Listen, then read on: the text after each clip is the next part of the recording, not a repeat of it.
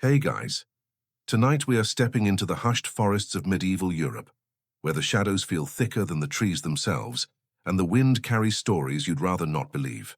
The villagers whisper about women who live on the margins, with their jars of herbs and strange mutterings, who might heal your fever one day, but curse your crops the next. You can almost smell the damp moss clinging to your clothes as you walk, the fire from your torch crackling like it knows something you don't. And honestly, if you were dropped into this world with its paranoia and midnight gossip, yeah, you probably wouldn't survive a week. So before you get comfortable, take a moment to like the video and subscribe, but only if you genuinely enjoy what I do here. I'd love to know, where are you listening from and what time is it for you right now? Drop it in the comments. I always find it magical to see our little campfire stretch across time zones. Now, dim the lights, maybe turn on a fan for that soft background hum, and let's ease into tonight's journey together. You're moving slowly through the forest, your boots sinking into the mulch of centuries, and you catch that strange sensation, like someone's watching. Not the normal kind of watching, like your boss hovering over your shoulder at work, but the uncanny heavy gaze of stories people tell. In this world, whispers are sharper than swords. And the one that everyone keeps repeating is this: there's a woman in a crooked hut at the edge of the woods. And she's not just a healer, she's something else entirely. You picture it, the roof sagging under moss, the walls stitched together from timber that creaks like old bones. Inside, bottles hang from rafters, stuffed with herbs you've never heard of. Foxglove, mandrake, henbane, names that sound like they belong in a rock band rather than a recipe. But here, they're the raw material of suspicion. The people call her a witch. Yet when you get close enough, what you really see is an old woman grinding dried leaves into powder. She mutters as she works.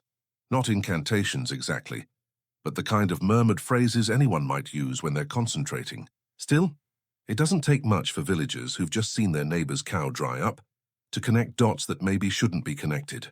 She walked past the barn yesterday, someone says, and now the milk is gone.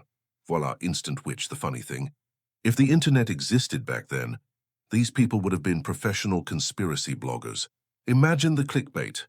10 signs your neighbor is a witch. Number 6 will shock you. But without Wi-Fi, they had only gossip, which spread just as fast and was way harder to fact-check. As you wander deeper into this tale, you realize how much of it is fear wrapped in superstition. Healing herbs are both salvation and scandal. A fever cured is proof she knows medicine, or proof she made you sick in the first place. Either way, she can't win. And then there's the church. The bells ring at dawn, and with each toll, suspicion thickens like fog. Sermons thunder about the devil walking among men, often wearing the face of someone you already didn't trust. Picture it. You're nodding off in the pew, trying not to yawn, and suddenly the priest warns that Satan might be living next door. That'll wake you up faster than any espresso. The villagers tell stories of strange gatherings at midnight, circles in the woods, fires glowing against the trees, chants that no one can quite make out. Some swear they saw shadows dancing. Others claim they heard laughter that wasn't human. Of course, it might have been teenagers sneaking ale. But why ruin a good scary story? What's stranger is how the fear becomes routine. Parents warn their kids, don't stray past the mill after sunset or the witch will snatch you. It's part bedtime story, part survival guide. And even if you don't believe it, when you walk past the edge of the woods alone, your pace quickens without you realizing. Here's the irony. Many so-called witches were midwives or herbalists, women whose skills kept entire communities alive. Without them, childbirth was deadlier, sickness spread faster, winters harsher. Yet those very skills marked them as dangerous. It's like being punished for knowing how to use Google better than your neighbors. She found an answer too quickly. Must be sorcery.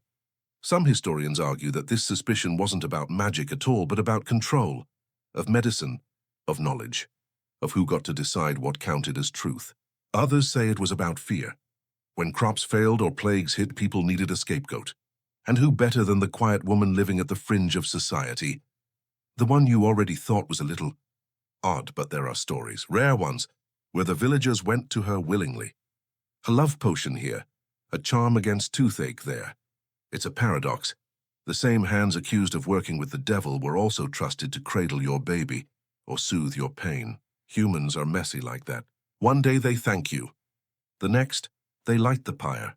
The forest hushes around you as if it knows these stories aren't just history, they're warnings. You feel that familiar shiver up your spine, the one that comes when myth and memory blur. It's the same shiver you get watching a horror film at midnight, when you know logically you're safe. But your heart hasn't read the memo. You step closer to that crooked hut, and the door creaks open, as though inviting you inside. The smell of herbs and smoke wraps around you like a cloak. Somewhere in the distance, the church bell tolls again, a reminder that the world outside doesn't forgive mystery easily. And in this moment, you're standing at the threshold of fear and fascination, exactly where every story of the medieval witch begins. The crooked hut still lingers in your thoughts as you step back into the village square. It's brighter here, with the smell of bread baking and livestock bleating, but the shadows of the forest follow you. Word spreads fast in this little town, not through smartphones, obviously, but through something even faster, the mouths of neighbors who pretend to mind their own business. And today the gossip circles around that hut, about the woman who mixes herbs like a chef with too many secrets. The villagers call her the healer. Sounds noble, right? Until you notice the hesitation in their voices, like they're not sure if healer means saint or sorceress. You watch as a young man limps up to her door. He's been hobbling since last harvest, the pain in his knee turning every step into a curse. And though he mutters about the dangers, he still knocks on her door because desperation is stronger than fear. Inside, her table is cluttered, roots drying, jars filled with liquids of suspicious colors, bundles of sage hanging overhead like aromatic chandeliers. She gives him a paste thick and green as pond slime and tells him to rub it on his leg. He nods, even though he looks like he'd rather smear dragon spit. The villagers later whisper, if it works, it's magic. If it doesn't, it's proof she's evil. You can't help but laugh. Imagine if Yelp reviews worked that way. 5 stars healed my leg. 1 star crop failed. The truth is that much of her work draws from knowledge passed down for generations. Plants like willow bark for pain, lavender to calm nerves, garlic to keep wounds clean. Things you'd find in any modern pharmacy, minus the cheerful commercials. But in this world, knowledge doesn't just make you wise, it makes you dangerous. If you know too much, the church wonders where that knowledge came from. If it's not from God, then who? And the answer, whispered like poison, is always the devil. You notice how the church bell cuts through the air again, as if it's warning you not to trust what you see. Each clang reminds the villagers of sermons painting witches as seducers, tricksters, enemies of faith. Yet it's those same sermons that drive people late at night to her door when their children are sick. They don't say it aloud, but they know. Priests might offer prayers, but prayers don't cure fevers. Still, suspicion grows. Some claim they've seen strange lights flickering through the cracks of her shutters at night. Others swear her herbs smell too strong, too sharp, too much like something unholy. And then there are the little accidents. The cow that wandered into a ditch, the child who tripped in the field. Coincidences, you think, but the villagers whisper. She must have cursed them. You can almost hear the conversations. A group of women at the well. She gave me tea for my cough. I feel better. That's what she wants you to think. Or 2 farmers at the tavern. My cow gave birth to twins. She said it would happen. Or maybe she made it happen. Don't you see? It's dizzying. Logic tied into knots until the healer is guilty no matter what. If you help, you're suspicious. If you don't, you're cruel. Heads you lose, tails you burn. Some historians still debate whether these women truly believed in their own powers or simply leaned into what people expected of them. Did they think their charms could call on spirits, or did they just know their herbs better than anyone else? The records don't give us neat answers. Instead, we get fragments, testimonies written under duress, the tales told decades later, and church records that sound more like horror scripts than history. But imagine being there, sitting in her hut as the fire pops, watching her grind herbs with practiced hands. You'd notice the gentleness in her gestures, the patience of someone who's spent years tending not just plants, but people. She doesn't feel like a villain. She feels like someone's grandmother, tired but stubbornly alive. And yet outside that door, the villagers sharpen their suspicions like knives. You think back to how modern society treats experts. Someone invents a new vaccine, and suddenly there's a flood of conspiracy theories. It works too well, must be dangerous. It doesn't work fast enough, must be a scam. You smile at the parallel, realizing that human mistrust is timeless. The difference? Back then, suspicion didn't just spread, it killed. For now, though, the healer still works quietly. You hear her humming to herself, the notes low and steady like a lullaby for the forest. Some nights she places bowls of milk at her doorstep, gifts for unseen creatures, or maybe just a way to keep cats happy. And when villagers see the empty bowls in the morning, they murmur, proof she's feeding spirits. Fear turns ordinary acts into evidence. The villagers build a case one story at a time, stacking gossip higher than any cathedral spire. And you? You can't shake the feeling that you're standing in a world where kindness is dangerous, where knowledge becomes a curse, and where the healer's hut is less a sanctuary than a slow-burning fuse. Somewhere in the distance, you hear laughter, soft, brittle, not quite joyful. The kind of laugh that carries more weariness than mirth. It could be the healer chuckling at the absurdity of it all, or it could be the villagers, already rehearsing the tales they'll tell at tomorrow's market. Either way, you know one thing. This is only the beginning of her story, and the forest isn't finished whispering yet. The bell has faded, but its echo lingers like a mosquito you can't swat. You wander past the church, its stone walls looming, cold as judgment itself. The villagers shuffle out after mass, their faces a mix of reverence and suspicion. Every whispered glance seems to land on someone else's back, maybe yours, maybe hers. And then the story twists. Someone swears they saw the healer at the edge of the woods last night, carrying a basket under the moon. You imagine the scene, her silhouette framed by silver light, the basket brimming with herbs, mushrooms, maybe even bones of animals long gone. To you, it's just a woman collecting ingredients. To them, it's a midnight pact with darkness. The villagers have the imagination of frustrated poets. Every twig snap becomes a demon's footstep. Every owl call a witch's chant. Honestly, it's impressive.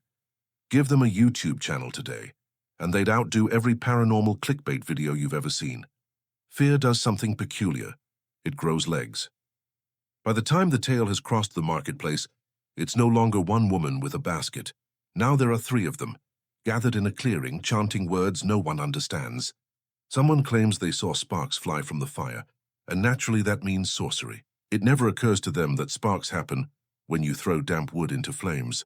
But then again, why ruin a good ghost story with science? The gatherings become legendary before they're even proven. Children are warned. Don't go near the forest when the moon is full. Farmers mutter that their chickens lay fewer eggs after these supposed meetings. And soon the story isn't about women with baskets. It's about witches, plural. A coven hiding in plain sight. But here's the twist historians love. Some records suggest these midnight gatherings were nothing more than celebrations, seasonal festivals, remnants of older traditions. Bonfires, singing, maybe a little too much ale. Ordinary folks clinging to scraps of joy. Yet fear rewrites joy into menace, and suddenly, your neighbor's dance becomes evidence of a pact with the devil. You tread softly, listening to the crunch of leaves underfoot. And you can almost hear it, the faint hum of voices, the rhythm of feet on earth, the kind of music that pulls you in. It's intoxicating. You feel like joining, swaying to the beat, until you remember that here one dance too many could cost you your life. Modern comparison? Think of those urban legends kids still tell. The house on the corner where lights flicker, the road where a ghostly hitchhiker appears.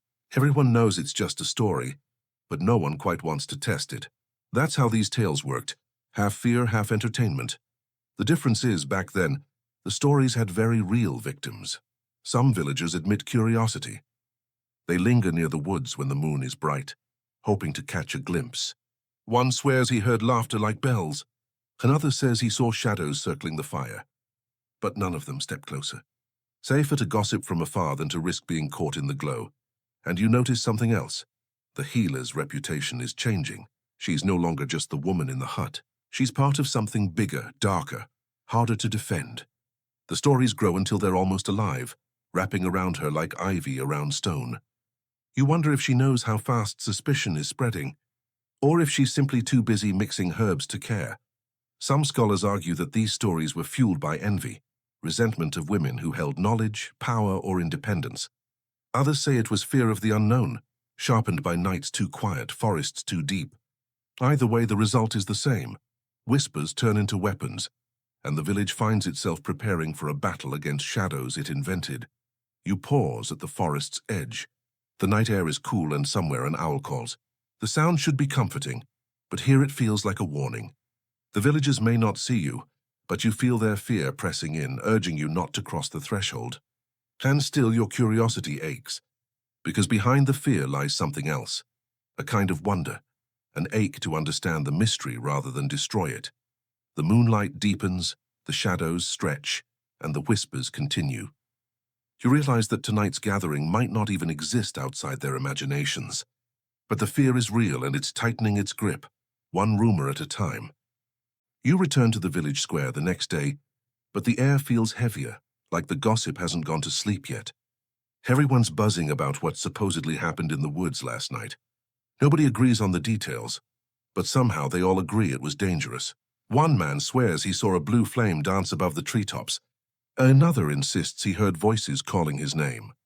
It's funny how imagination works. You hear one spooky detail and suddenly your own brain fills in the rest. The church bell tolls again, steady and solemn, as if it's trying to compete with the rumors. And this morning's sermon? It's all about vigilance. The priest paints a picture of the devil prowling the countryside, whispering into women's ears, teaching them secrets best left unspoken. The villagers nod along, some wide-eyed, some smirking nervously, as though acknowledging the devil is safer than questioning him. And you? You sit there trying not to roll your eyes. It's like medieval propaganda hour. But the stories don't stay abstract for long. That very evening, a young woman sneaks to the healer's hut. She's desperate, not for medicine, but for something else. She wants a potion not to heal her body, but to fix her heart, specifically to make the local miller's son finally notice her. It's almost sweet, really, until you realize how risky the request is. Inside the hut, the healer stirs a small pot over the fire, dropping herbs that fizz and pop in the bubbling liquid. She mutters directions. Nothing magical, just instructions, but her visitor clings to every word as if it's scripture. "Drink this before the next harvest dance," she says, "and maybe his eyes will turn toward you." The girl nods, her cheeks flushed. She doesn't see sorcery, just hope. But hope can be dangerous when the village is itching for a scapegoat. The girl's friend catches her leaving the hut, clutching a flask close to her chest. By the next morning, the whispers start. She went to the witch. She bought a potion. She's ensnaring him with devil's tricks. And there it is. How quickly kindness turns into accusation. The healer thought she was giving comfort. The villagers think she's conjuring spells. You almost want to laugh because really, if a love potion worked, dating apps wouldn't exist today. But in this world, where romance is tangled with fear, even affection becomes suspect. The gossip spreads through the marketplace like spilled grain. Everyone snatches a piece. By afternoon, the story has already changed. Some claim the potion was brewed with frog bones and snake venom. Others insist the girl confessed to dancing naked in the woods with the healer. None of it's true, but truth doesn't matter when fear is hungry. And yet something fascinating happens too. A handful of villagers quietly hope the potion works.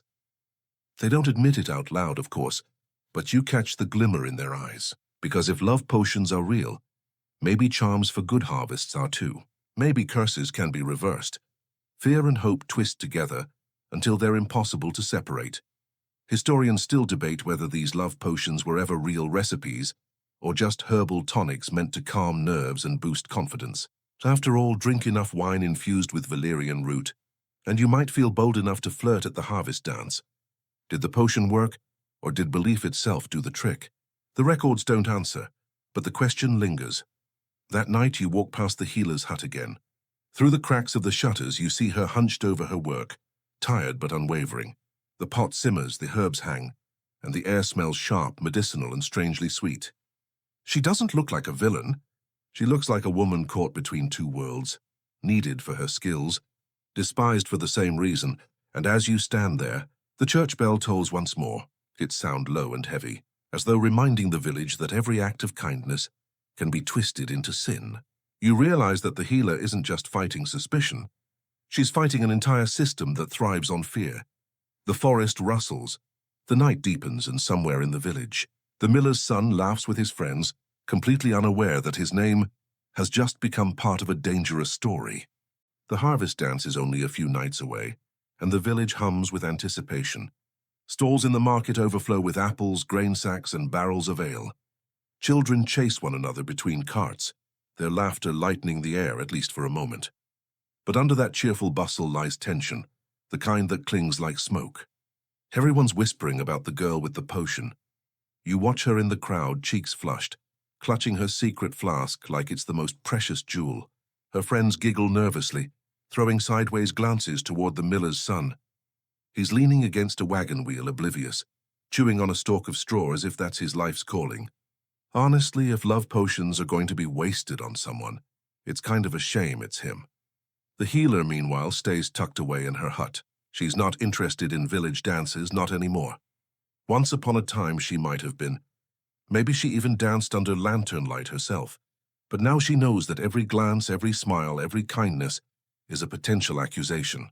Instead, she listens to the faint sounds of fiddles and drums drifting from the square, stirring her herbs as if trying to drown out the noise. When the music swells, the girl finally drinks from her flask. You almost hold your breath, waiting for fireworks or maybe a sudden Disney-style musical number. Instead, nothing dramatic happens. Her face glows a little, her shoulders relax, and she gathers the courage to approach the miller's son. She smiles, he smiles back, and just like that, hope does its quiet work. But in the eyes of the villagers, her glow isn't confidence. It's enchantment. "Look," someone whispers, "she bewitched him." Another mutters, "She used the devil's trick." The dance floor becomes a courtroom. Every sway of her skirt another piece of evidence. You can't help but chuckle at the absurdity. If they were alive today, they'd probably accuse couples who met on dating apps of witchcraft too. What? You swiped right and now you're married? Must be sorcery. As the night deepens, the rumors harden. By dawn, the story has warped beyond recognition. Now the healer isn't just brewing love potions. She's controlling hearts, bending wills, turning the entire village into puppets. No evidence, of course, just fear fanned by the memory of a smile at a dance. And yet, buried in the panic, there's something else. Envy. You see it in the faces of those who watch the girl and the miller's son laughing together. A spark of jealousy twisted into suspicion. It's easier to believe she tricked him than to admit they simply liked each other. Humans haven't changed much, really. We still turn jealousy into gossip. Only now we do it in group chats instead of around the well. Some historians suggest that many witchcraft accusations had less to do with the devil and more to do with social tensions. Jealous neighbors, rival families, property disputes. A smile, a laugh, a sudden streak of good fortune. All of it could be enough to set suspicion ablaze. The healer herself knows nothing of this yet.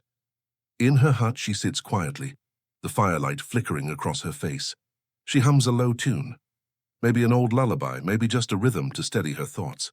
The smell of dried lavender fills the air, sweet but faintly bitter, like memory itself. She doesn't know that outside. The net of rumors is tightening. As you leave the square, the moon high and pale above, you feel the tension pressing in. The girl dances, the villagers whisper, and somewhere far off the church bell tolls again, slow and heavy. You realize that this little love story, innocent as it seems, has just become another brick in the wall of fear that surrounds the healer. And as the music fades into the night, you can't shake the thought in this village joy itself is dangerous. The morning after the harvest dance, the village wakes to a different kind of hangover, not from ale but from gossip. The girl's smile is now the headline, and her flask is Exhibit A. By sunrise, the story has already mutated. She didn't just drink a potion, she whispered a charm while doing it.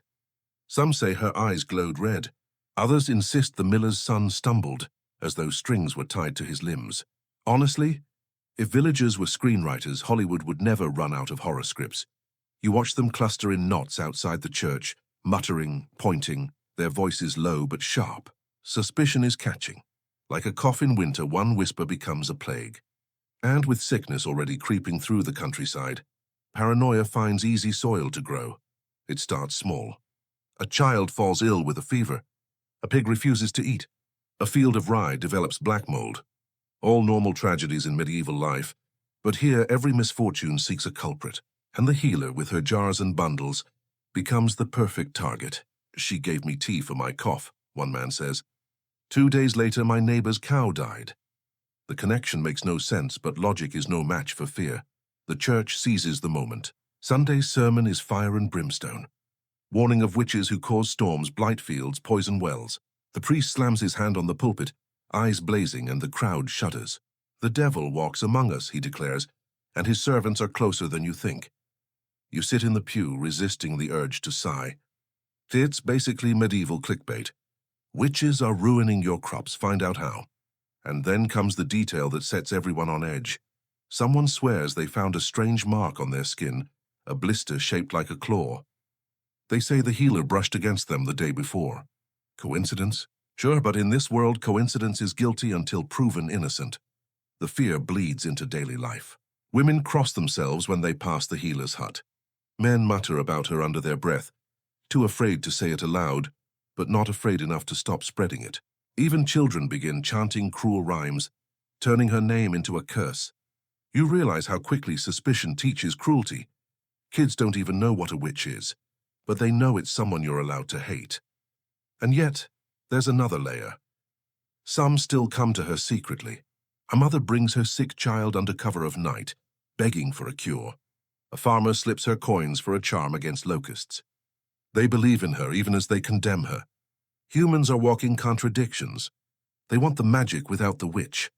Historians point out that outbreaks of sickness often triggered witchcraft accusations. When disease struck and medicine failed, people reached for supernatural explanations. It gave them a sense of control, even if that control meant burning their neighbors. One evening, you pass the healer's hut. Smoke curls from the chimney, carrying the sharp tang of herbs into the cool air. You see her hunched over, hands steady, lips moving silently. She doesn't notice the children peeking through the cracks, their eyes wide, their whispers frantic. She's speaking to demons. To you, it's just concentration. To them, it's evidence. The irony is sharp enough to sting. She's fighting the sickness the only way she knows, with plants and patience. But every cure she offers feeds the rumor that she caused the illness in the first place. You think about how we still do this. Blame the doctor when treatment isn't perfect. Spread conspiracy theories when science feels too complicated. It's the same fear, just dressed in modern clothes. The night deepens and the forest hums with insects. You catch yourself listening for footsteps behind you, the paranoia seeping in. That's the thing about fear, it's contagious. Even you, knowing the truth, feel it coil in your chest. The villagers have built a story so strong that it tugs at your own imagination.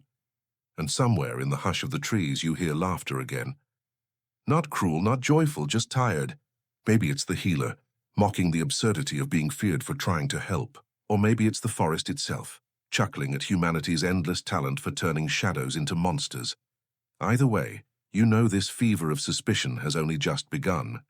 The next morning, the village wakes not just with rumors, but with something far more dangerous. Proof, or at least what they think is proof. It begins with a farmer's wife, who swears she found a strange mark on her neighbor's shoulder. She describes it as dark, twisted like a bruise that never heals. "The devil's mark," she whispers. And suddenly the phrase spreads like wildfire. You hear it repeated at the well, at the mill, even outside the church. Everyone seems to know someone who knows someone who's seen such a mark. It doesn't matter that no one can quite agree on what it looks like. Some say it's shaped like a claw. Others insist it's a mole that refuses to bleed when pricked. The details blur, but the certainty grows. And you can't help but roll your eyes. If they lived today, half the village would be on WebMD diagnosing themselves as demon-possessed. The healer, of course, becomes the prime suspect. One woman swears she saw her sleeve slip back, revealing a patch of skin unnatural in color.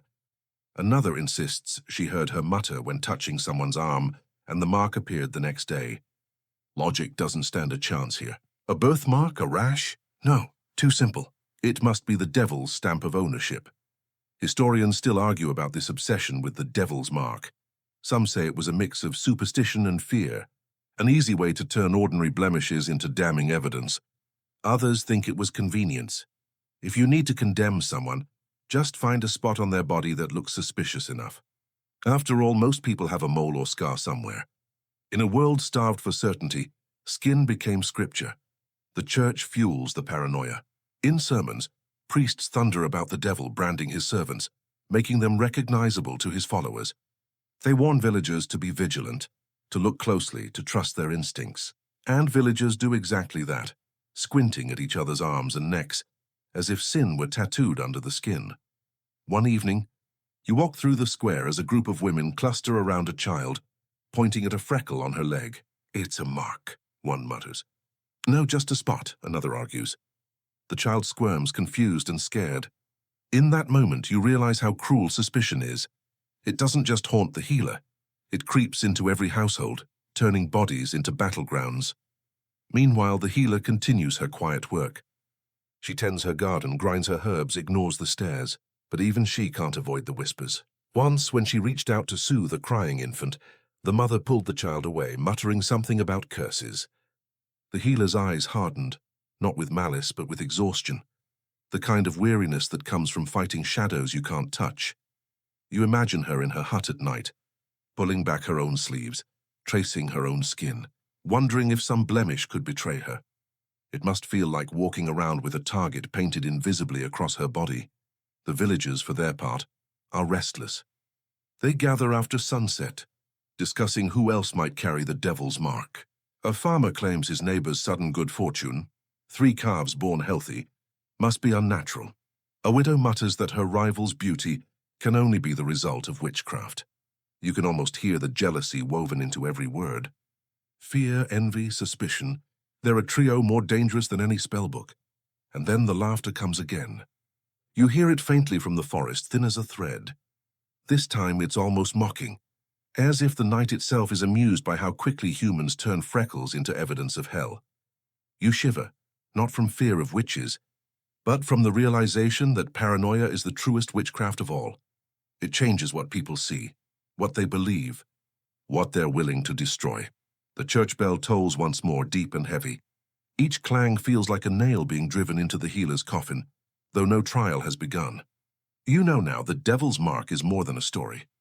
It's a weapon, and the village is learning how to wield it.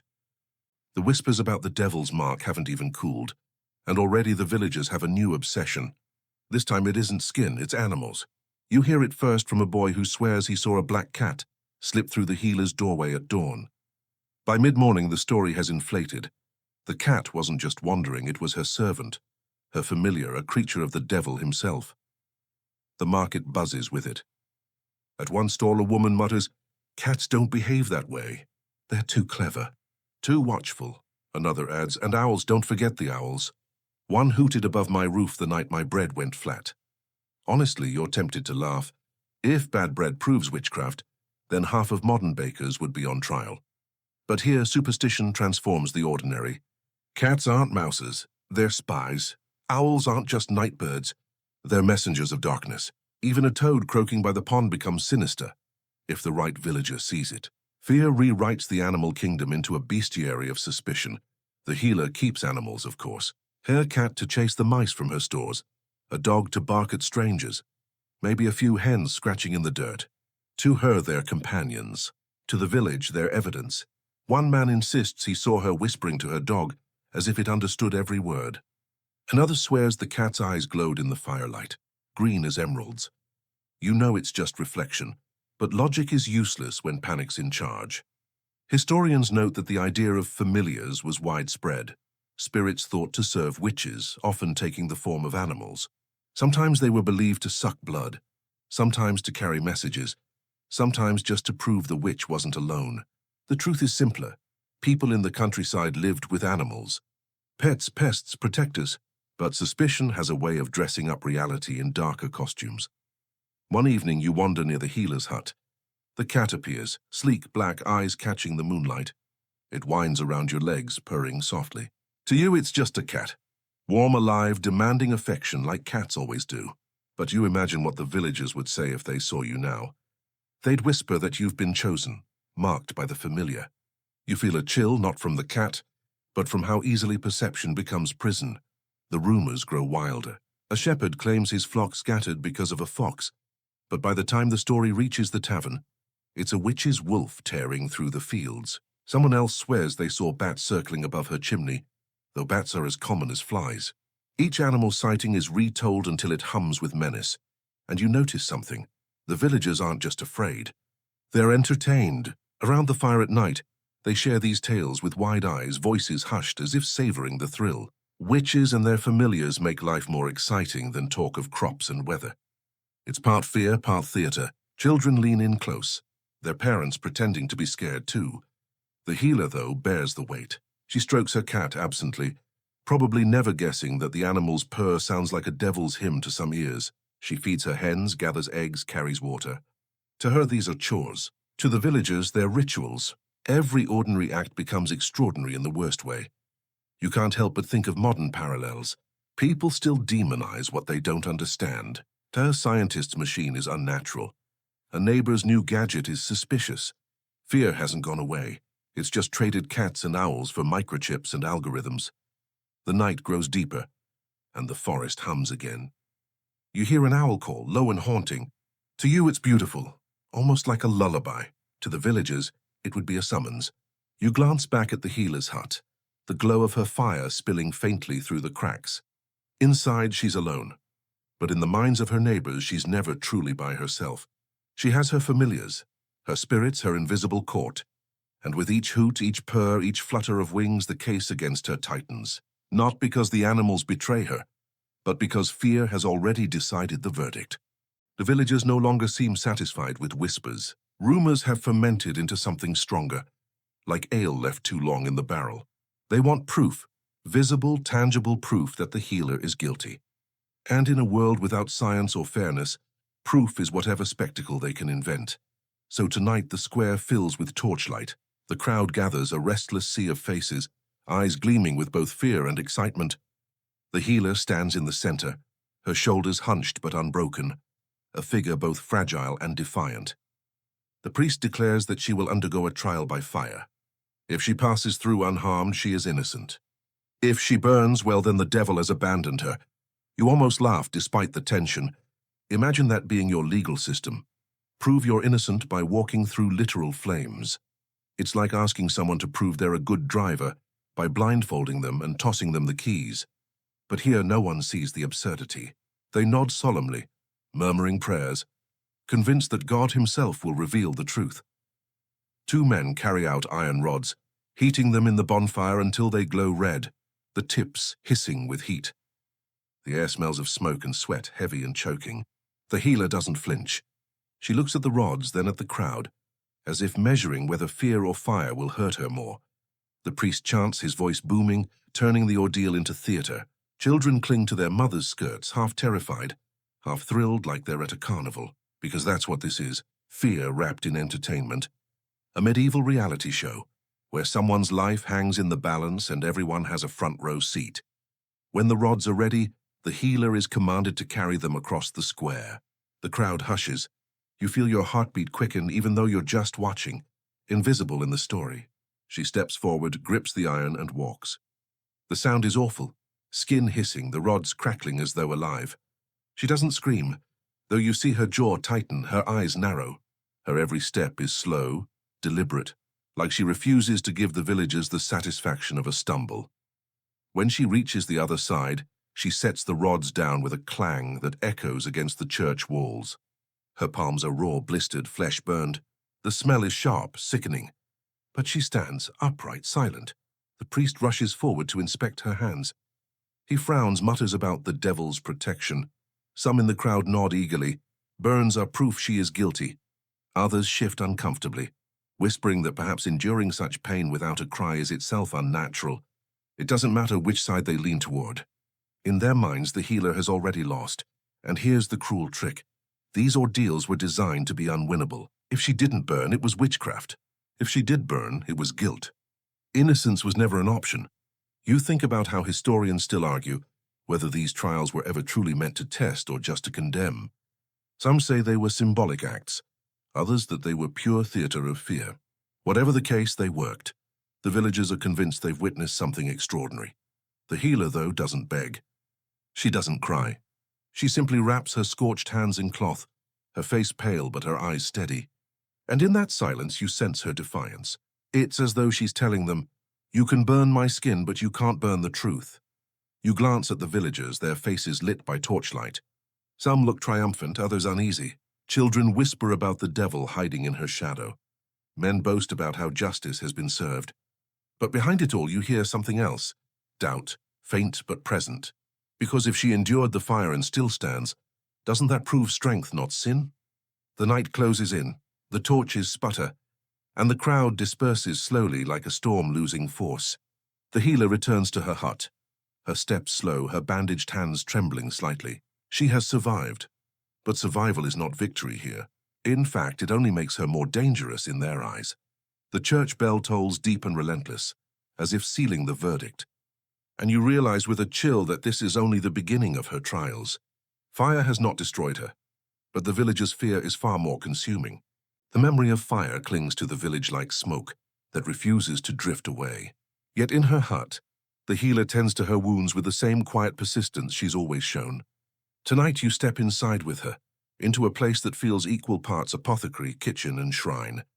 The villagers call it a witch's den, but to you, it smells more like a rustic pharmacy, crossed with a very experimental soup kitchen. The walls are crowded with shelves, each sagging under jars filled with powders, leaves, and curious liquids that catch the firelight in strange hues. Amber, green, a murky brown that looks suspiciously like yesterday's stew. Herbs dangle from the rafters, brushing your head as you duck inside. Their scent is sharp, earthy, and layered. Rosemary to wake the senses, valerian to lull them back to sleep, lavender to sweeten the air, and something acrid that makes your nose wrinkle. At the center of it all bubbles a pot, the heart of her little world. Steam curls upward in lazy spirals, carrying with it the mingled scent of roots and smoke. She stirs slowly, rhythmically, muttering under her breath. Not spells, just measurements, reminders to herself. A pinch for pain, a drop for sleep, a sprig for fever. Yet to villagers listening at her window, these words become incantations. You lean closer, watching as she lifts a ladle of the dark liquid. It glistens in the firelight, thick as syrup, bitter on the air. She pours it carefully into a small clay cup and sets it aside to cool. A sleeping draught, perhaps, or a tonic for the aching joints of an old farmer. In her hands, this is medicine. In the villager's imagination, it's a love spell, a curse. Or worse, liquid proof of the devil's bargain. And here's the irony. Half of what she brews would later be recognized as early forms of medicine. Willow bark, for instance, which she boils into tea for headaches. Centuries later, it becomes aspirin. Poppy seeds ground into paste for pain relief, the humble beginnings of morphine. But in her time, knowing how to dull pain isn't brilliance. It's blasphemy. You can almost hear the gossip now. A woman drinks her potion and finally sleeps through the night, proof she's enchanted. A farmer's fever breaks after sipping her draught, proof she conjured the illness to begin with.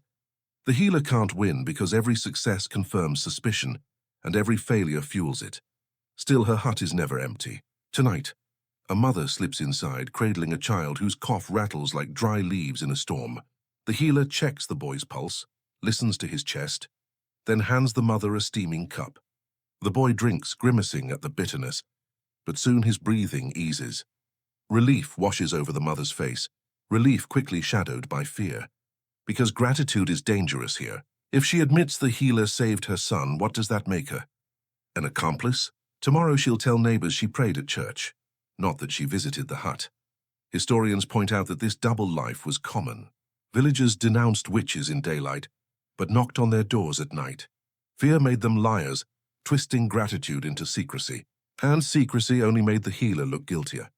You glance at the fire, watching the steam rise in ghostly shapes. It almost feels alive, curling like fingers through the air. The healer doesn't notice. Her focus is on grinding new herbs, her burned hands clumsy but determined. You can't help but admire her, scorched by fire yet still working, still giving. She knows the villagers' whispers, yet she stirs the pot anyway. Then you hear it, a creak at the window. Two boys peer inside, eyes wide, mouths open.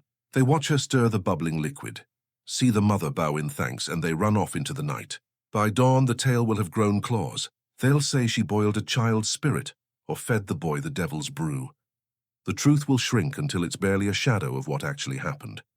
The church bell tolls faintly in the distance, and the healer pauses just for a moment. Her face tightens, not with fear but with resignation. She knows what every clang means. Another layer of suspicion, another voice ready to twist her herbs into hexes. She sighs, adjusts the pot, and goes back to work. You sit in the warmth of her hut, listening to the bubbling, the grinding of mortar and pestle, the faint hiss of the fire. It's oddly soothing, almost like ASMR with higher stakes. And you realize something simple, something cruel. This is her crime. Not demons, not curses, not midnight pacts. Just the audacity to heal in a world that fears healing. Outside, the night deepens. The villagers murmur in their homes, building stories out of shadows. Inside, the pot continues to bubble, a heartbeat of defiance in a world that's already chosen its verdict. The next morning, the village smells of damp earth and wood smoke. You pass the healer's hut again, and the air carries faint traces of chamomile and sage, drifting like ghosts from her chimney. But today, the talk in the marketplace isn't about strange bubbling pots. It's about remedies, those little tricks everyone swears by. At the well, two women argue. One says garlic tied around the neck will keep fevers away. The other insists it's salt scattered at the doorway that wards off evil. A man claims nettle tea cures everything from headaches to laziness. His neighbor mutters, or maybe it makes you too weak to complain. You almost smile. Folk medicine is half science, half comedy show. The healer, of course, knows which remedies actually help. Willow bark for pain, mint for stomach aches, thyme for infections. Practical, effective, tested by generations. Yet her knowledge turns those remedies into something darker in the villagers' minds. When she gives nettle tea, they whisper it's poison. When she hands out lavender, they say she's lulling spirits into sleep. And then there are the cures so bizarre you can't decide whether to laugh or cringe. Some swear by drinking water poured through a church bell. Others bury a live toad in the garden to protect against plague. A mother rubs chicken fat on her baby's chest to ease coughing. You can't help but think, medieval people were the original life hack YouTubers, except their hacks were mostly disgusting. Still, these strange remedies reveal something important. People wanted control.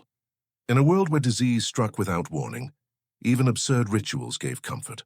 And who better to guide these rituals than the woman with jars of dried leaves and a knack for healing? Of course, that reliance makes her dangerous. If her cures succeed, it's proof of sorcery. If they fail, it's proof she cursed the patient. Heads she loses, tails she loses worse.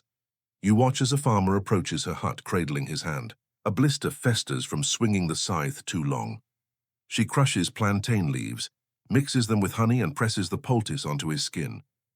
The pain eases almost immediately. The farmer thanks her, but later in the tavern, he tells his friends it was prayer that healed him. Admitting the truth would be too risky. Gratitude must be disguised as piety. Historians note that this double life, the healer both shunned and sought, was common across Europe.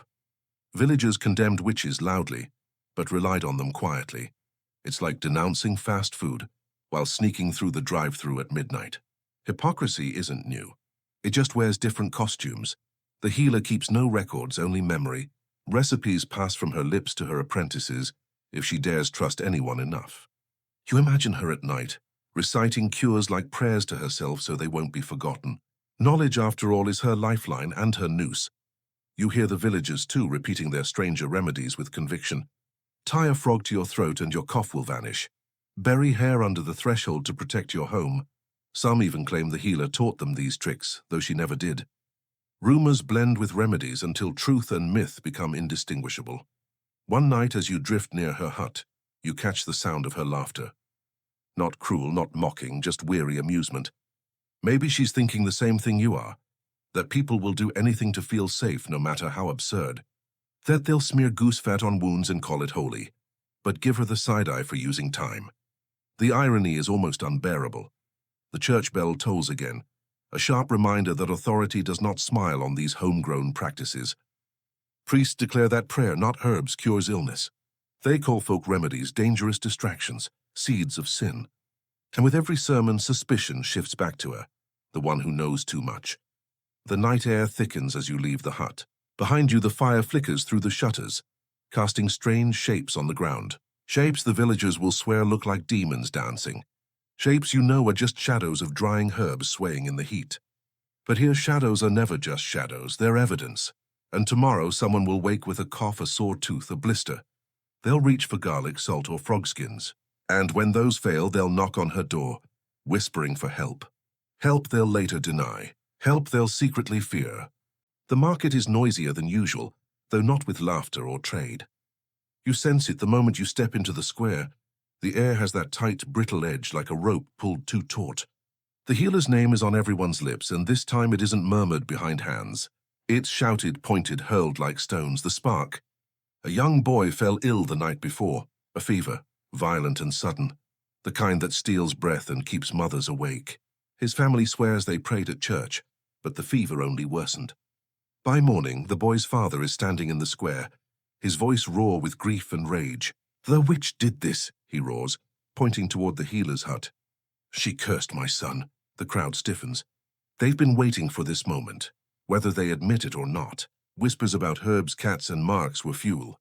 Now at last there's fire. The healer emerges slowly from her hut, wrapped in her worn cloak, her hands still bandaged from the ordeal by fire. She looks at the father, then at the boy cradled in his mother's arms. His skin is flushed, sweat gleaming on his brow. Without a word, she moves forward, kneels and presses a hand to his forehead. The crowd gasps. To you, it's nothing more than compassion.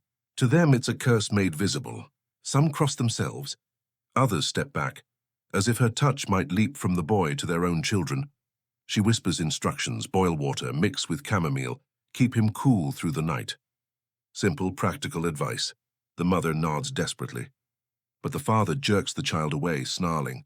She wants to finish what she started. You feel the mood shift like a tide turning. The villagers close in, eyes bright with something darker than fear, something like hunger. Accusation has a taste and they've acquired it. Historians often note how fragile life was in these times. A child's fever could mean death in days. With no understanding of bacteria or viruses, people sought someone to blame. And more often than not, the blame fell on women like her, women who dared to know too much, to heal too well, or simply to exist at the margins. The priest appears, his robes flowing, his voice booming. God has revealed his will, he declares. The child's sickness is a sign. The witch must answer for it. The crowd cheers, a sound that chills you. It's not joy, not grief, it's relief. They've found a villain, and now they can rest easy. The healer doesn't plead. She doesn't shout. She simply rises, her face pale but steady. Her eyes sweep the crowd, and for a moment you wonder what she sees. Neighbors she once helped, children she once cured, now turned against her. You almost expect her to laugh, to point out the absurdity. But she only sighs, as though this was inevitable. And maybe it was. Some historians argue that accusations often followed patterns. Crop failure, sudden death, mysterious illness. Each tragedy needed a scapegoat, and the healer, already marked by whispers, fit too well. The villagers surge forward, shouting demands: bind her, question her, punish her. A rope appears. Funny how quickly ropes appear when suspicion takes root. They tie her wrists, rough and unkind, though she doesn't resist.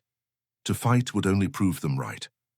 As the crowd drags her toward the church steps, you hear the laughter again. Thin, brittle, like dry wood snapping in the fire. It's not hers. It's the forest, the night, maybe your own imagination mocking you.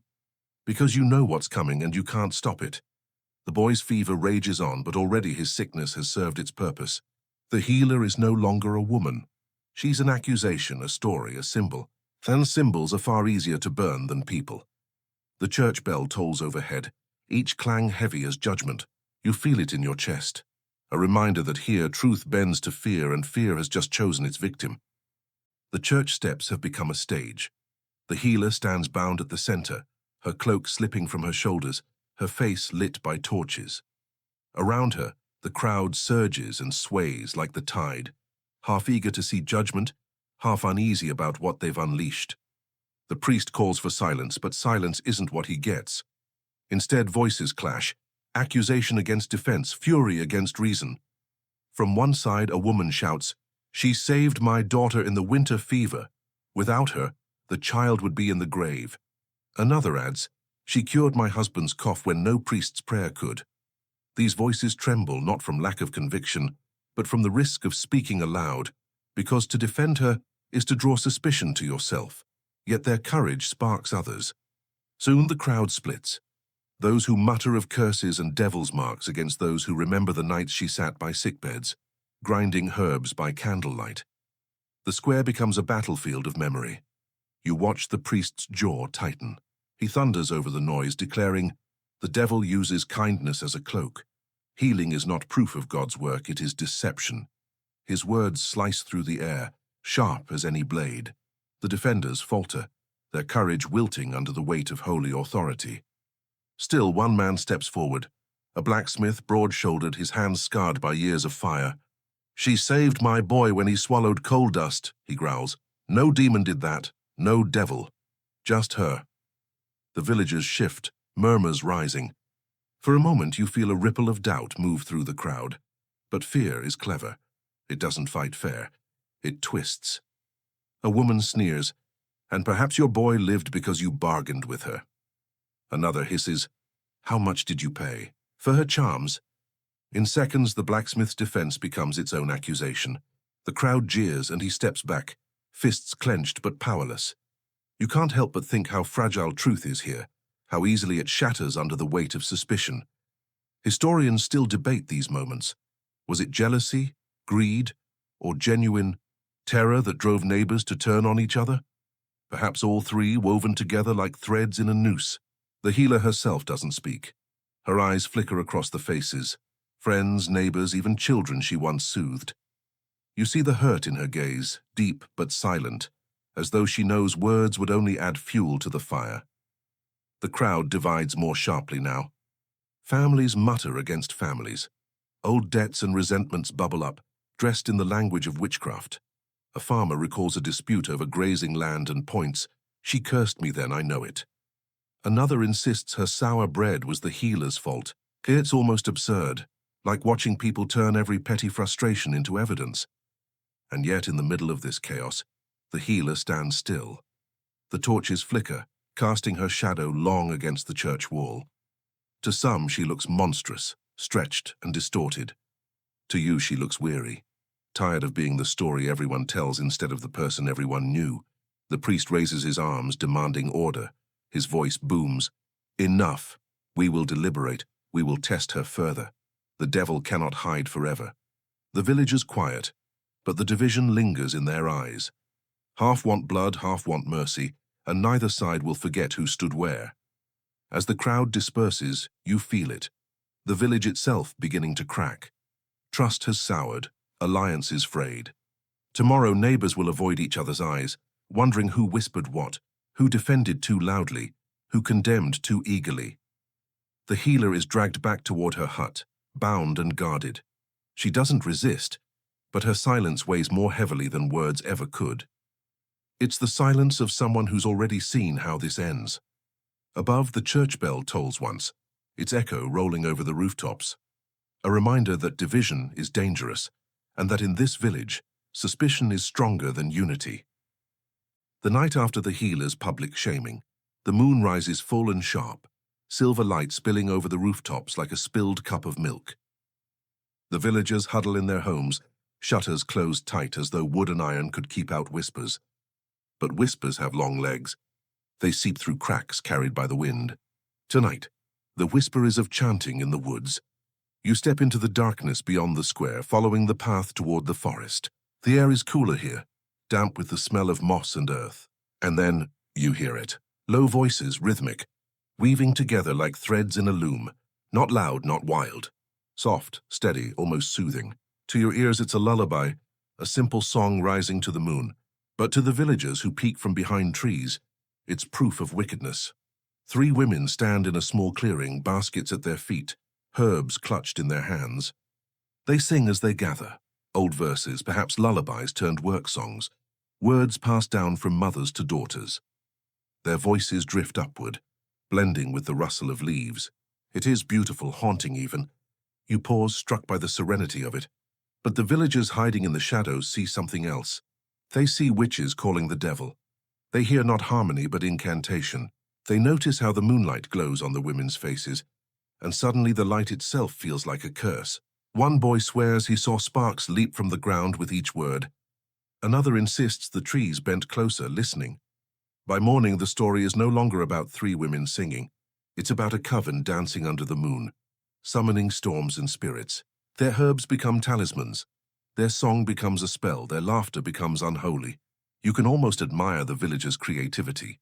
Give them a Taylor Swift concert today, and they'd call it a demonic ritual. The priest wastes no time. In his sermon, he condemns the chants as the devil's lullabies, meant to seduce the weak and lure souls into damnation. He warns parents to keep their children inside, to pray louder than the witches sing, and the villagers nod, terrified. clinging to his every word. Some historians argue that these so-called chants were remnants of older traditions, harvest songs, pagan prayers, or simply melodies meant to make long nights less lonely. Others suggest the villagers' fear turned ordinary voices into omens. After all, what's scarier than women singing together unafraid of the dark? To a society built on control, such defiance sounded like rebellion. The healer is, of course, blamed, even though no one can prove she was among the singers. Her name is tied to the tale. It must have been her leading them, one villager mutters. Who else knows the words? Another adds, I saw her lips moving yesterday. She was practicing. The logic is laughable yet deadly. That evening, as you pass the forest's edge, the air hums with the memory of the song. The wind through the branches mimics the chant, low and steady. It almost lulls you, soft as a cradle rocking. You close your eyes, letting it wash over you, realizing how human it is to sing to the night, to turn fear into melody, silence into sound. But to the villagers, the sound is not comfort. It's proof. And proof is what they've been craving. The healer's hut feels heavier tonight, as though the weight of those borrowed songs has already settled on her roof. She tends her herbs by firelight, unaware, or perhaps too aware, that every note sung in the woods is now laid at her feet. The church bell tolls again, slower than before, like a warning stretched thin. And you know that soon the chants will echo not just in the forest, but in the courtroom of accusation. The village wakes in chaos. Before the sun has cleared the horizon, the air is filled with shouts, sobs, and frantic footsteps. 2 children, brothers no more than 7 and 9, are gone. Their beds were empty at dawn, the blankets tangled as though they had slipped quietly away. And in a world already heavy with suspicion, there's only one explanation the villagers are willing to accept. The witch took them. You hear it everywhere, in the marketplace, outside the church, whispered at the well. The story spreads faster than fire on dry straw. By mid-morning, the children aren't just missing, they've been stolen under the moon, carried into the forest by the healer herself. Never mind that no one saw her. Never mind that the boys had been known to wander toward the river to fish. Facts don't stand a chance against fear that's hungry for a villain. A search begins. Villagers storm into the woods, torches in hand, dogs straining at leashes. They comb through undergrowth, calling the boys names, their voices sharp with both hope and rage. The forest, of course, answers with silence. Leaves rustle, owls call, branches snap underfoot, but the children remain unseen. And with every hour, suspicion hardens. Near the healer's hut, a group gathers, pointing at the small tracks in the mud outside her door. Proof, one man declares. Another insists he saw her carrying a bundle the night before. By the time the story reaches the tavern, that bundle is no longer herbs. It's 2 boys squirming under a cloak. You can't help but think of how urban legends spread even today. A shadow in the corner becomes a ghost. A rumor on social media becomes fact. The villagers are doing the same, just without Wi-Fi. When the search party returns empty-handed, the crowd grows restless. The priest steps forward, seizing the moment. Children are innocent, he proclaims, and the devil covets innocence above all. His servant has struck again. The villagers weep, curse, shake fists toward the healer's hut. Grief has curdled into fury, and yet in the middle of the storm a quiet truth goes unnoticed. Later, historians would note that children often vanished in medieval villages, not by sorcery but by rivers, wolves, or simple missteps into the forest. Life was fragile, especially for the young. But grief doesn't seek reason. It seeks blame. Inside her hut, the healer sits by her fire, unaware or perhaps unwilling to look outside. Her cat curls at her feet, purring softly. She stares into the flames, her burned hands resting in her lap. Maybe she's remembering the children she's helped, the coughs she's soothed, the fevers she's broken. Or maybe she knows those memories will never outweigh the hysteria building outside her door. As night falls, the villagers gather once more in the square. Mothers clutch their children tighter, fathers sharpen knives. Someone shouts that the missing boys will never return unless the healer is punished. Another swears he saw a raven circling above her roof, a sure sign of the devil. The crowd murmurs agreement. You stand at the edge, heart tight. It's the first time you feel how thin the line is between grief and violence. How quickly sorrow transforms into vengeance, and then faintly you hear it, a child's laugh. Not in the square, but in the distance, somewhere deep in the woods. The villagers don't hear. Or maybe they choose not to, because the story they've built is easier than the truth, and once fear chooses a target, it rarely lets go. The church bell tolls, not in mourning, but in warning. Each clang feels like a drumbeat, pushing the healer closer to the fire. The missing children may one day return on their own, but by then the village will have already decided who stole them. The village is restless, and restlessness attracts predators. Not the wolves in the forest, though those prowl close enough, but men in broad hats and long coats riding into town with scrolls tucked beneath their arms and crosses dangling conspicuously from their necks. They call themselves witch-finders. You notice how quickly the villagers swarm around them, as if salvation has just arrived on horseback. Their leader, a tall man with a voice like a hammer on iron, assures the crowd he has been trained to sniff out the devil's servants. He speaks of tests, of signs, of righteous judgment. And the villagers, raw with grief, swollen with anger, drink his words like wine. But you hear the jingle of coins in his pouch when he dismounts, and you realize what his true craft is. Witch-finding isn't about justice, it's about business. He's here to profit from their fear, and the village is ready to pay. That evening, the square becomes his stage. He unrolls his scroll, filled with neat lists of indicators of witchcraft. A suspicious mole, a sudden illness in livestock, a quarrel with neighbors followed by misfortune, children's nightmares, cats that don't run when stones are thrown. The list is so broad, so absurd, you realize anyone could be guilty. Honestly, if acne existed in their minds as proof of Satan, half of today's teenagers wouldn't survive a week. The healer's name, of course, is first on his lips. He recites every rumor as if it were scripture. The devil's mark, the cat, the potions, the chants, the vanished children. The villagers nod eagerly, relieved to see their suspicions written in official ink. Fear feels safer when stamped with authority. The witchfinder demands evidence. The villagers rush to provide it. A farmer swears his rye spoiled after she walked past his field. A woman insists her milk soured the day the healer looked at her cow. Each story piles higher, and the healer's fate sinks lower. Some historians note that witchfinders were often paid by the accusation, sometimes even by the confession. The more witches they uncovered, the more coins filled their purses. Fear became a commodity, and the market never ran dry. That night you watch as the witchfinder visits the healer's hut. He strides inside uninvited, eyes scanning every shelf, every jar, every dried root hanging from the rafters. To him, the herbs aren't remedies, they're evidence. He picks up a bundle of sage, sniffs, and sneers. "Devil's herb," he proclaims. He holds up a jar of honey infused with thyme and declares it unholy syrup. You want to laugh at the absurdity, but the villagers gathered outside murmur in awe, convinced they are witnessing expertise. The healer stands quietly in the corner, her face shadowed by the firelight. She doesn't argue. Maybe she knows words are useless. Maybe she's too tired to fight men who've already written her story. Her silence unnerves them more than any protest would. When the witchfinder emerges, he declares her guilty of suspicion, an oxymoron that makes perfect sense to the crowd. They cheer, not with joy, but with grim relief. At last, someone has confirmed what they feared. At last, they have a scapegoat strong enough to carry their grief. But you notice something the others don't.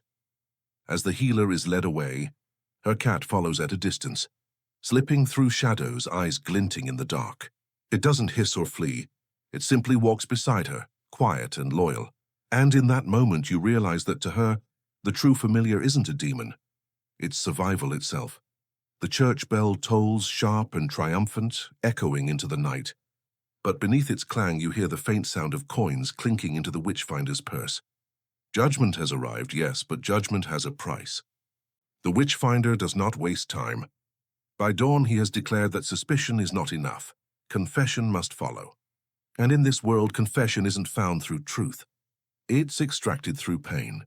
You see her dragged into the church cellar, a place that smells of damp stone, wax, and rusted iron. The air is cold enough to sting your lungs, yet sweat beads on the foreheads of the men gathered there.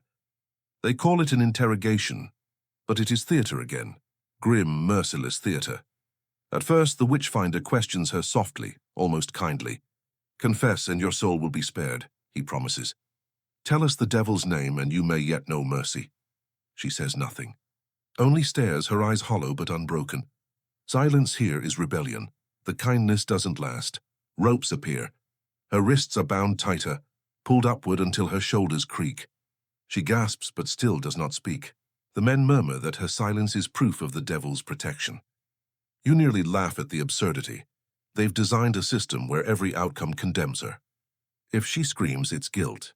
If she doesn't, it's sorcery. Imagine a game where the rules say you lose whether you move or not. That's what this is. The Witchfinder asks again, who taught you your charms? Who came to you in the night? Whose mark do you bear? Her lips remain closed. A guard twists the rope tighter. Her breath comes in sharp bursts, but no words escape. Historians still argue over these so-called interrogations. Some records describe gruesome devices, thumbscrews, racks, even iron boots. Others suggest psychological torment was enough. Isolation, sleeplessness, threats against loved ones. Whatever the method, the result was the same. Truth bent to the will of fear. Confessions weren't found. They were forged. Hours pass. The men grow restless. They demand names, stories, anything to fill the parchment waiting for ink. The Witchfinder leans close, his voice a hiss. Say you flew with the devil. Say you danced in the woods. Say you cursed the children. Speak and it will end. Finally her voice breaks, not in confession but in anger. I see devils where there are none, she spits. You call healing a curse, kindness a sin. You make monsters because you need them. Her words cut sharper than any blade. For a moment the men falter. But then one snarls, hear how the devil speaks through her. And the ropes tighten again. The villagers outside wait for news. Children sit wide-eyed, listening as adults whisper about the sounds from the cellar. Groans, gasps, the scrape of wood on stone. Some swear they heard laughter, though no one agrees whose.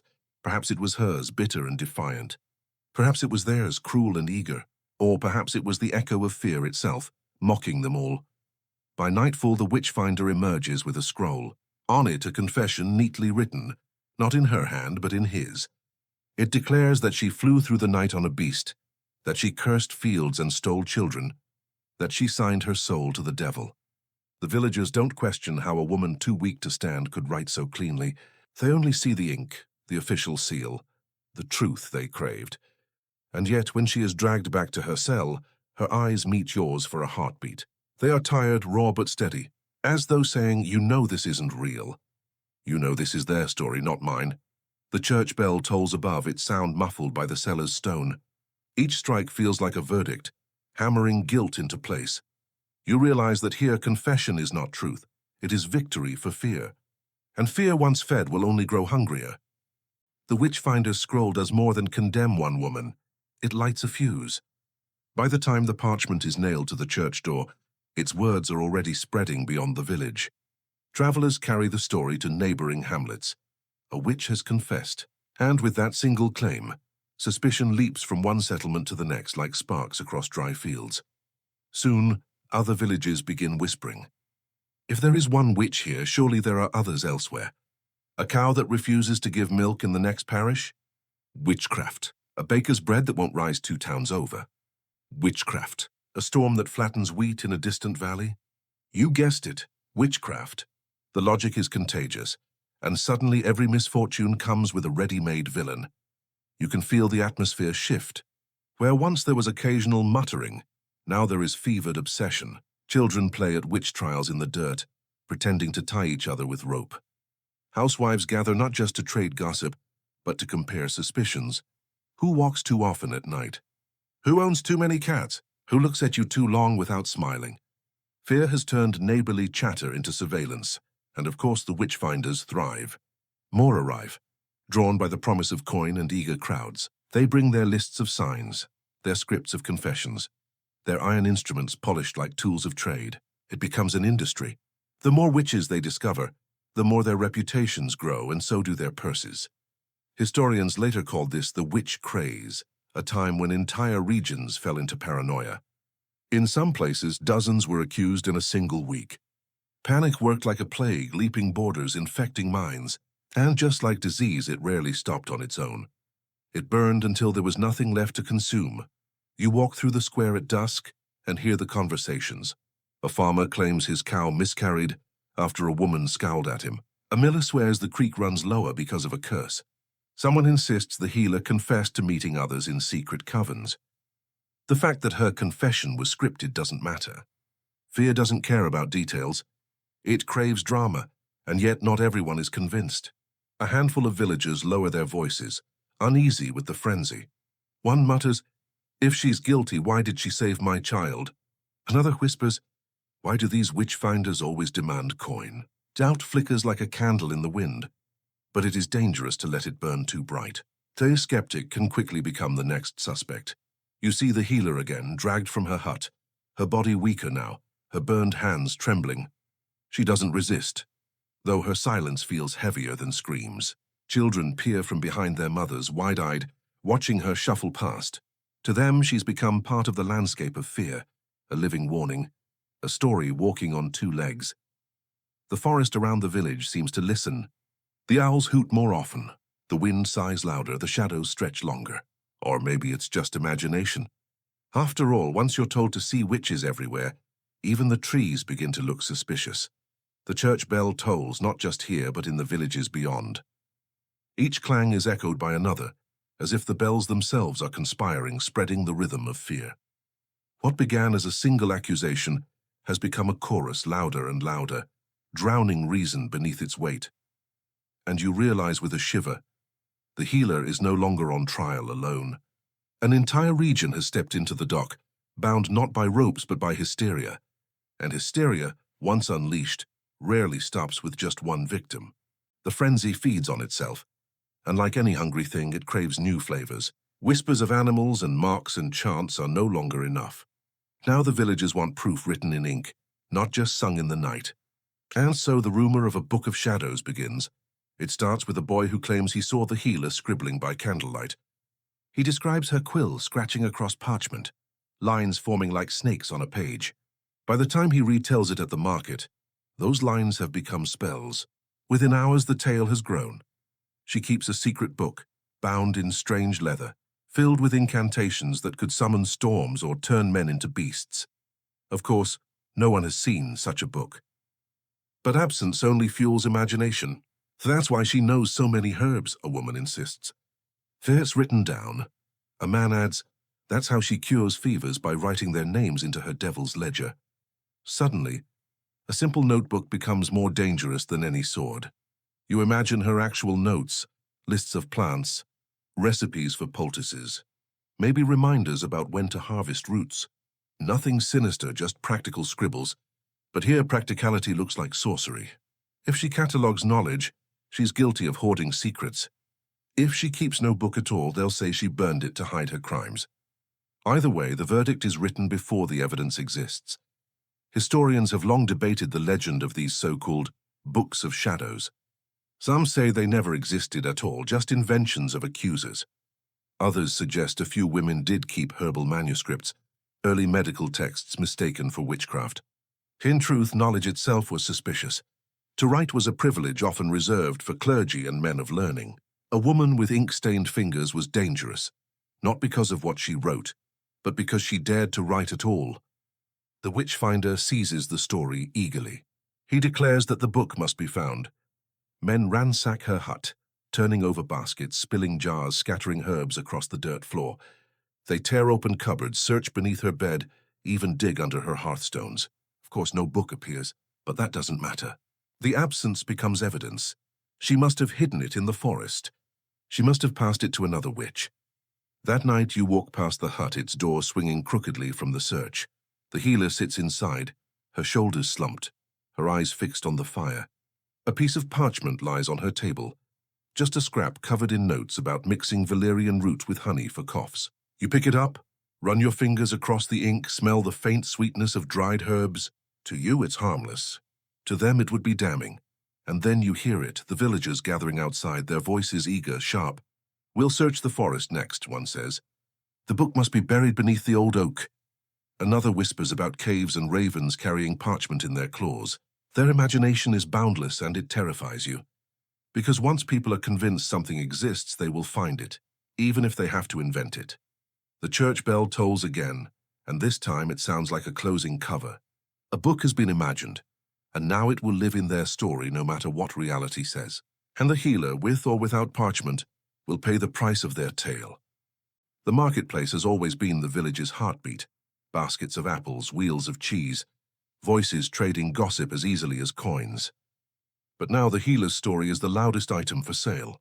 Everywhere you turn, tongues wag, weaving her life into tales more dramatic than any bard's song.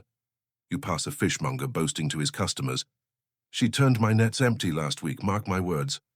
A seamstress whispers to a neighbor, "I heard she stitched a charm into my hem.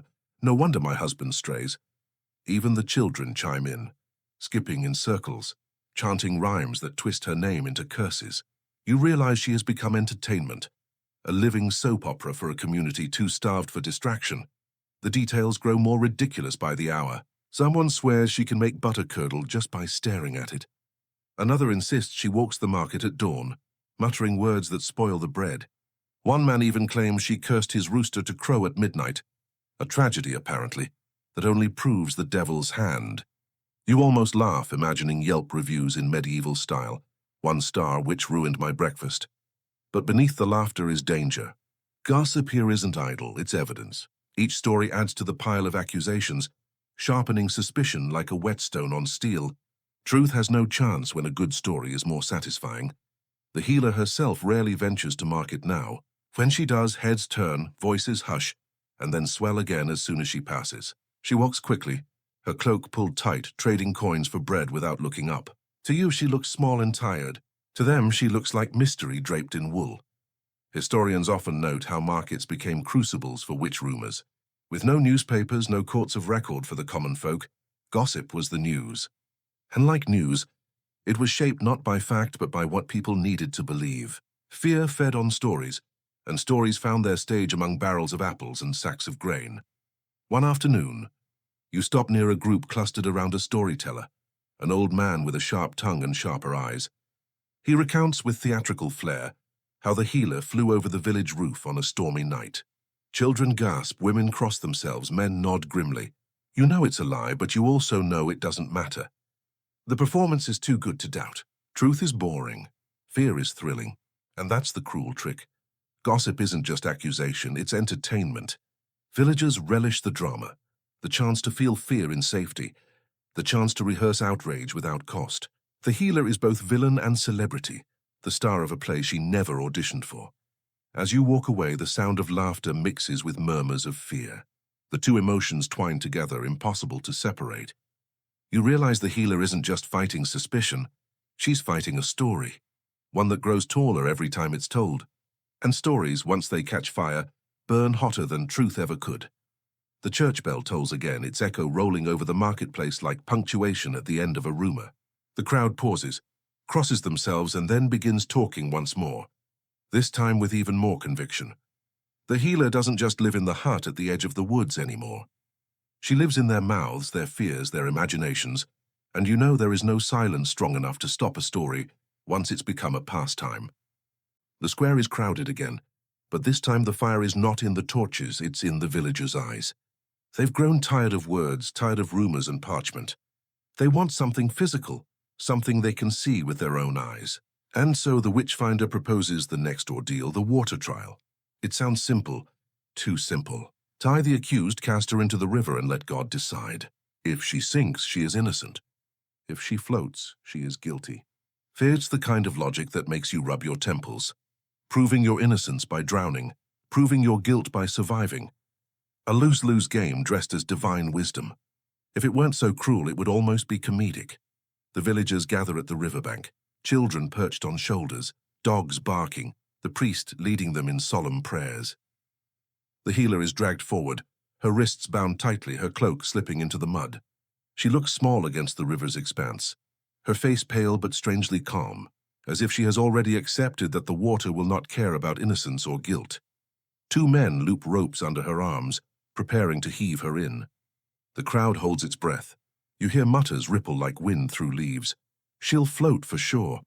The devil won't let her drown. Some whisper they hope she sinks, because then at least she'll be saved.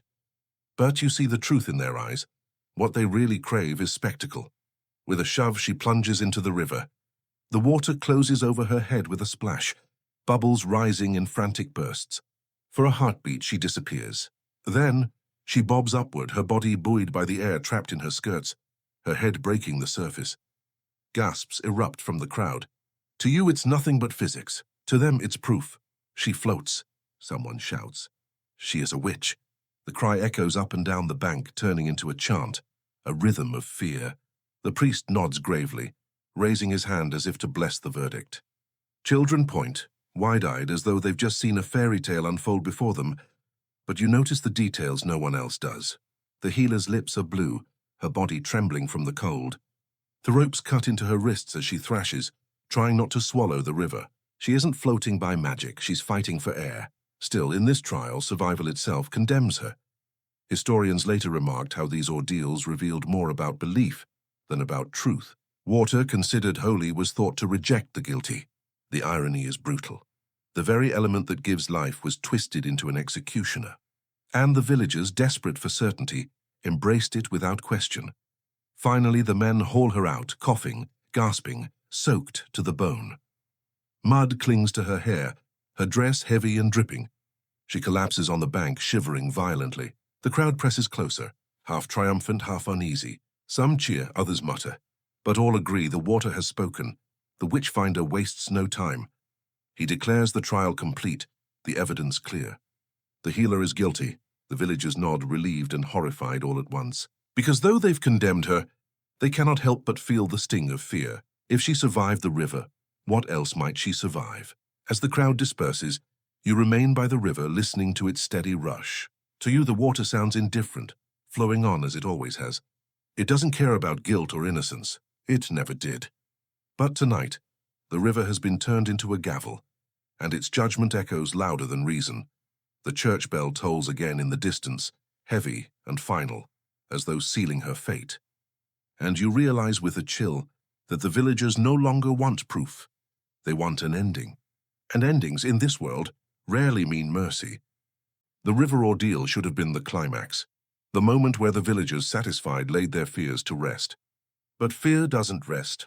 It grows, and now it has reached ears far beyond the village. Word travels along trade routes, whispered in taverns carried by clerks and priests. And soon fear is given teeth by royal decree. A messenger rides in one morning, his horse lathered, his cloak stamped with the seal of a distant court. He unrolls a parchment in the square, the villagers pressing close to hear. The decree is clear, its language cold and sharp. All who are suspected of witchcraft are to be rooted out and punished, for they are enemies not only of man, but of God and crown. The crowd murmurs. Some cross themselves, others smile grimly. What was once local rumor now has the weight of law. Their suspicions, their whispered fears, have been legitimized by the highest authority they know. Fear has climbed from the marketplace to the throne, and it wears a crown now. The witchfinder beams with satisfaction. His business is no longer tolerated, it is sanctioned. Each accusation will now bring him not just coin, but prestige. You can almost see the calculations behind his eyes. More villages to visit, more suspects to condemn, more profit cloaked as piety. Historians point out how such decrees fanned the flames of hysteria across Europe. Kings and queens, worried about unrest, chose to control fear by directing it. Better the people burn witches than question their rulers. And so the law turned suspicion into duty. To accuse was no longer scandalous, it was righteous. You watch the villagers absorb this shift. Yesterday they gossiped. Today they hunt. Neighbors begin scanning one another with renewed suspicion, emboldened by royal words. A man mutters, "If the crown says witches walk among us, then they must." Another adds, "To stay silent is to defy the king." Fear has acquired a patriot's cloak, and no one dares challenge it. The healer is dragged again into the square, bound soaked clothes still stiff from the river ordeal. She stands before the parchment nailed to the church door, her eyes flicking over the neat black letters that now define her existence. Her lips part, but no words come. Maybe she knows speaking is pointless, when the law itself has decided she's guilty. The priest raises his voice, proclaiming, "This is not our judgment alone. This is the will of king and God alike." The villagers cheer, some with fervor, others with relief. At last, they no longer carry the burden of doubt. The crown has taken it from them, turned their gossip into gospel. And yet, as you stand among them, you feel the hollowness of it. The decree does not name her. It does not know her face, her hut, her herbs, her cat. It is faceless power stamping faceless fear. But when combined, they crush the very real woman standing in the square. The church bell tolls, its sound blending with the rustle of parchment nailed to the door. Each clang feels heavier now, weighted not only with superstition but with law. And you realize the healer's fight has grown impossible. Before she battled rumor, now she battles the crown. And in this battle, silence may no longer be defiance. It may be surrender. The royal decree hangs on the church door like a shadow stretched in ink, and the village feels its weight. No longer is suspicion a pastime. Now it is obligation. And nothing chills the heart faster than realizing silence itself can be dangerous. Neighbors who once greeted the healer with nods or half smiles now avert their eyes. The woman who used to trade eggs for herbs walks quickly past her hut, clutching her basket as though it's a shield. The blacksmith who once defended her boy's recovery now hammers steel with extra force. The ringing blows loud enough to drown out his own conscience. You can feel the distance widening, a gulf carved not by hatred but by fear. It's subtle at first, doors closing a little faster when she passes, conversations breaking off mid-sentence. But soon the coldness grows sharper. At the well, women who once shared laughter now mutter about keeping their daughters away. Men in the tavern stop speaking when her name is mentioned, afraid to sound too sympathetic. And children, quick learners in cruelty, throw pebbles at her cat and call her names they barely understand. You watch her move through this silence, her shoulders a little more hunched each day. She buys bread in haste, eyes lowered, coins set down without waiting for change. She knows the villagers are watching, measuring every step, ready to twist any kindness into collusion. She is no longer simply the accused, she is contagious. To defend her is to risk catching her fate. Historians remark how communities tore themselves apart during witch hunts, suspicions spreading like a second plague. Friends of decades became enemies overnight. Families denounced one another. To survive, you distanced yourself, even from those you loved. And the cruel irony? Most villagers didn't truly hate the women they accused. They were simply afraid of being next. One evening you see it plain. An old man approaches her hut quietly, limping, clutching his chest. She lets him in, offers him a draught to ease his pain, but when he leaves, his eyes dart nervously toward watching neighbors. By nightfall, whispers spread. He must have bargained with her. He's under her spell. The next morning, the old man doesn't return, not because he is cured, but because fear has cured him of courage. The healer notices, of course. She sits alone by her fire, her burned hands wrapped in cloth staring at the flicker of flames. You imagine her thinking of faces that once smiled, now turned away. Silence presses on her hut like snow on a roof, heavy and relentless. And you realize something brutal. Isolation is its own kind of punishment. Before the trial, before the river, before the decree, she was at least seen. Now she is invisible in plain sight. The church bell tolls once more, and this time no one looks up. Its sound has become part of daily life, as common as breathing, as constant as suspicion. Here it marks not just the hours, but the distance between people, the space where trust used to live. And in that silence, the healer stands utterly alone. The silence doesn't last long. Fear never does. Within days, a new figure arrives, an inquisitor sent from afar, summoned by whispers and sanctioned by decree. He rides into the village on a pale horse, his cloak black as soot, his eyes sharp as flint. Unlike the witchfinder, who thrived on spectacle, this man thrives on order. His presence feels heavier, colder, as though the law itself has taken human form. The villagers gather in the square to watch him dismount. He speaks little, his words clipped, precise, carrying the weight of authority that doesn't need volume to be heard. He unrolls a parchment with the crown's seal and announces his purpose: to investigate, to interrogate, to cleanse. The crowd exhales, half in awe, half in dread. Their private fears are now public business. Unlike the gossip-filled trials of before, the inquisitor brings procedures. He asks for names, records testimonies, lists accusations in careful script. He notes who saw the healer by the river, who heard her chanting in the woods, who claims to have tasted her potions. Each story is written down as though fact. To the villagers, this is proof. To you, it is theater, fear dressed in neat handwriting. The healer is dragged into the square once more, her wrists bound, her body thin from days of confinement. She stands before him silently as he questions her, Do you serve the devil?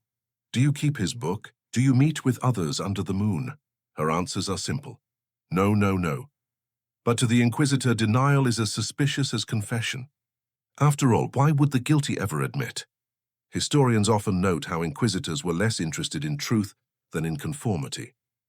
Their job wasn't to ask if witches existed, it was to prove they did. And so every answer the healer gives is turned against her. If she denies, she lies. If she admits, she condemns herself. A maze with no exit. The villagers watch with bated breath. Some shift uneasily, perhaps remembering the remedies she gave them, the lives she saved. But none speak up. The Inquisitor's presence is too heavy, his authority too sharp. Defending her now would be seen as defying not just the village, but the crown itself.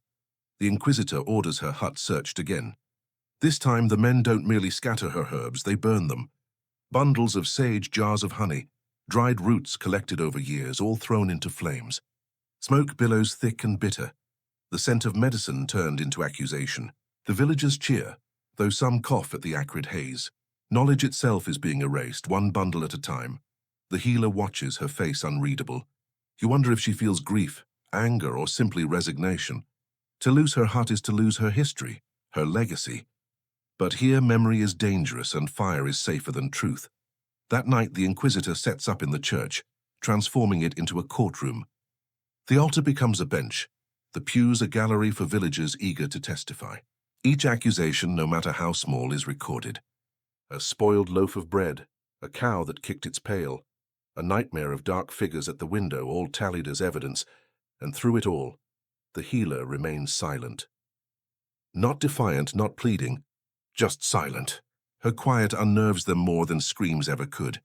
It makes her seem untouchable, as though their fear cannot reach her, and that, of course, only convinces them further. The church bell tolls, echoing against the stone walls, each strike sounding like a gavel. Justice here isn't about truth, it's about control. And the Inquisitor, with his sharp eyes and sharp quill, has already begun to write her ending. The village wakes to the sound of hammering. Wooden beams are being dragged into the square, nails driven into frames, ropes coiled neatly at the side. The air is heavy with sawdust and anticipation. It doesn't take long to understand what is happening. Preparations for judgment have begun. Children crowd the edges, wide-eyed, whispering about fire and ash. Mothers hush them, but their own voices tremble as they gossip. What will be the spectacle?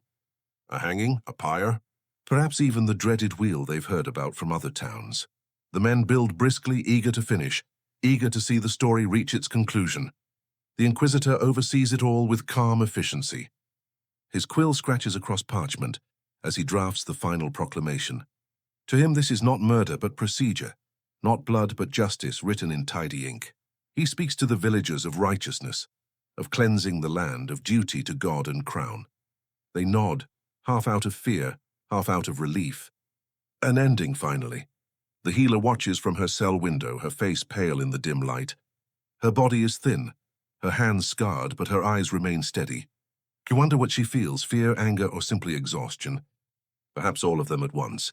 She must know that mercy is no longer even a possibility. Trials were never meant to save her, only to lead here to this wooden scaffold rising in the square. The young priest lingers near the construction, his jaw clenched, his rosary wrapped tight around his fingers. He murmurs prayers under his breath, but the words falter. Each clang of hammer on wood sounds to him less like justice and more like betrayal. He wants to speak, to shout, to beg for mercy, but he sees the faces of the villagers, their hunger for resolution, and he knows. To protest now would not save her. It would only condemn him. Historians note how executions became theatre, drawing crowds from miles away.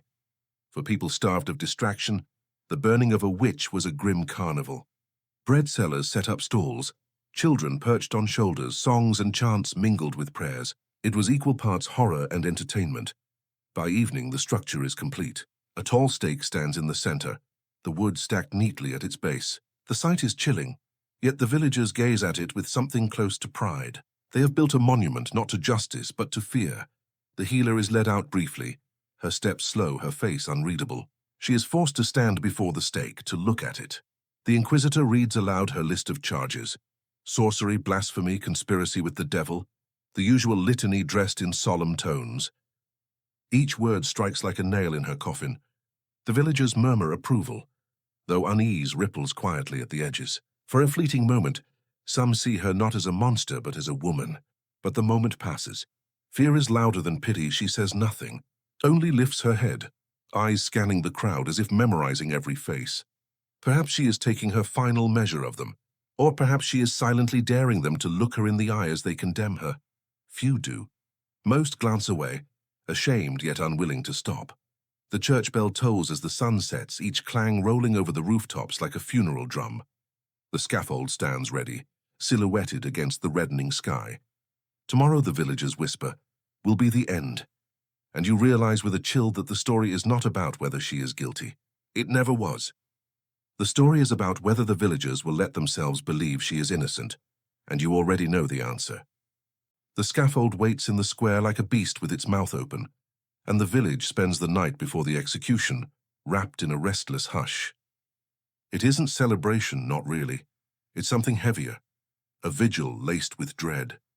Fires burn low in hearths, but no one sleeps soundly. Mothers hush their children with lullabies, though the little ones stir and whimper, dreaming of flames. Fathers drink more ale than usual, as though dulling the edge of conscience might make the morning easier. Even the gossip dies down. For once the village is united not in words but in silence. The healer sits alone in her cell. A single candle flickers on the wall, its light too weak to chase the shadows. She has been given no food tonight, only water. Her wrists are raw, her body bruised, yet she sits upright, eyes fixed on the tiny flame. You wonder what she thinks of her childhood, her herbs, the patients who came to her door in secret. Or perhaps she thinks of nothing at all, emptying herself of fear so that the morning cannot take more from her. The young priest visits again, slipping past the guards under the excuse of prayer. His face is pale, his hands shaking, but his voice is steady as he whispers, "Is there anything you wish to say before dawn?" She regards him quietly, then shakes her head. "What would words change?" she asks. "They have already written my ending." He lowers his gaze, ashamed. "Then may God have mercy on your soul." A faint smile touches her lips, tired but wry. "If he is as merciful as you say, perhaps he will have mercy on yours too." The priest leaves in silence, her words pressing heavily against his chest. Outside, the villagers dream uneasy dreams. Some see flames licking higher than rooftops. Others hear screams carried on the wind. A few wake in cold sweats, wondering whether they have condemned the innocent. But by morning, they will tell themselves the dreams were warnings of what might have happened had they not acted. Fear is excellent at rewriting memory. Historians suggest that these nights, on the eve of executions, were often filled with strange quiet. Communities that had clamored for blood found themselves unsettled by the reality of death. Tomorrow would bring spectacle, but tonight there was only silence. The healer's cat prowls the edge of the square, slipping through shadows, tail flicking. It pauses by the stake, staring at the wood stacked neatly beneath. To the villagers, the animal is a demon in disguise. To you, it is the last loyal witness, unwilling to leave her side. The church bell tolls at midnight, its sound rolling through the sleeping village like a heavy sigh. Each clang echoes longer than usual, as if the metal itself dreads the morning, and in the silence that follows you realize the truth. The execution is not only for her, it is for them. A ritual to ease their fears, a story they must finish to convince themselves they are safe. Tomorrow the flames will rise, but tonight the village trembles in its own shadow. Dawn arrives slowly, as if even the sun hesitates to look upon what the village has planned. Mist curls over the fields, drifting into the square where the scaffold waits, wood stacked neatly at its base. The air carries the scent of dew and smoke from early hearths. But beneath it all is something sharper, anticipation. By mid-morning, the villagers gather, clutching baskets of bread and mugs of ale, as though this were a festival. Children tug at their mothers' skirts, eyes wide with excitement, their games of witch trial about to become reality. Merchants set up stalls at the edges, selling roasted nuts, cider, and trinkets. To the crowd, this isn't just justice, it's entertainment. The Inquisitor appears first, robes dark, voice booming as he calls for silence. He speaks of duty, of cleansing, of the crown's will. His words are polished, rehearsed, like the opening of a grim play. The villagers murmur their assent, crossing themselves, eyes darting toward the church door where the healer waits. When she is finally led out, the hush is immediate. Her body is frail, her steps slow, her wrists bound tightly. Yet her head is lifted, her gaze steady. She wears no crown, no cloak, only rags, but for a moment she carries herself like a queen walking to her throne. You feel the crowd shift uneasily. They expected fear, not dignity. The young priest walks behind, rosary clutched in his trembling hand. His lips move in prayer, though no sound escapes. His face is pale, his eyes shadowed by sleeplessness. He looks less like a man of faith, and more like a ghost already mourning. The healer is tied to the stake. The ropes bite into her arms, her body pressed against the rough wood. She doesn't flinch. Around her the villagers press closer, their voices rising again. Some shout curses, others chant hymns. Many simply watch, their faces blank. You sense their hunger for resolution, for the ending of the story they have told themselves. The Inquisitor raises his hand, calling for silence once more. He reads her sentence aloud, each word sharp as a nail. Sorcery, blasphemy, consorting with the devil. His voice echoes across the square, swallowed by the mist. When he finishes, the crowd cheers, not joyfully, but with grim satisfaction, as though reassuring themselves they are right. Historians describe these executions as community rituals, designed not just to punish, but to bind the crowd together. Fear became unity, and unity demanded sacrifice. The accused woman was not just killed. She was offered, burned as proof of their righteousness. The wood is lit. Flames crawl upward, licking the stake, crackling as they catch. Smoke rises thick and black, carrying the acrid scent of burning herbs the villagers had thrown into the pile. Some cover their mouths. Others cheer louder to drown out their unease. And through it all, the healer remains silent. No screams, no pleas. Only her gaze, steady and unbroken, sweeping across the crowd one final time. You wonder if she is memorizing their faces, or if she is already looking beyond them. The church bell tolls, loud and relentless, each clang shaking the square. The flames rise higher, smoke curling into the sky.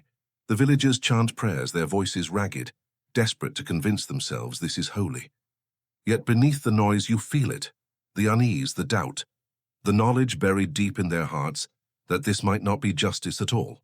The fire roars, the crowd roars with it, and the healer's story reaches its cruel crescendo. The flames die slowly, their crackle fading into the hiss of smoldering embers. Smoke lingers over the square, curling upward in lazy spirals, carrying with it the acrid scent of ash and charred wood. The villagers stand in silence now, their earlier chants replaced by uneasy shifting, murmurs low and strained. The spectacle is over, but the story refuses to end. Children who once cheered hide behind their mothers, frightened by the blackened stake still standing in the square. Men clear their throats loudly, muttering that justice has been served, though their eyes avoid the ashes. Women clutch their rosaries tighter, whispering prayers not of triumph but of protection, as if the very act of burning her has awakened something darker rather than banished it. The Inquisitor, satisfied, gathers his parchments and declares the village cleansed. His voice is firm, but his departure is swift. He does not linger in the smoke. He knows too well that fear, once stirred, cannot be easily quieted. His horse's hooves echo sharply against the stones as he rides away, leaving the villagers to sit with what they've done.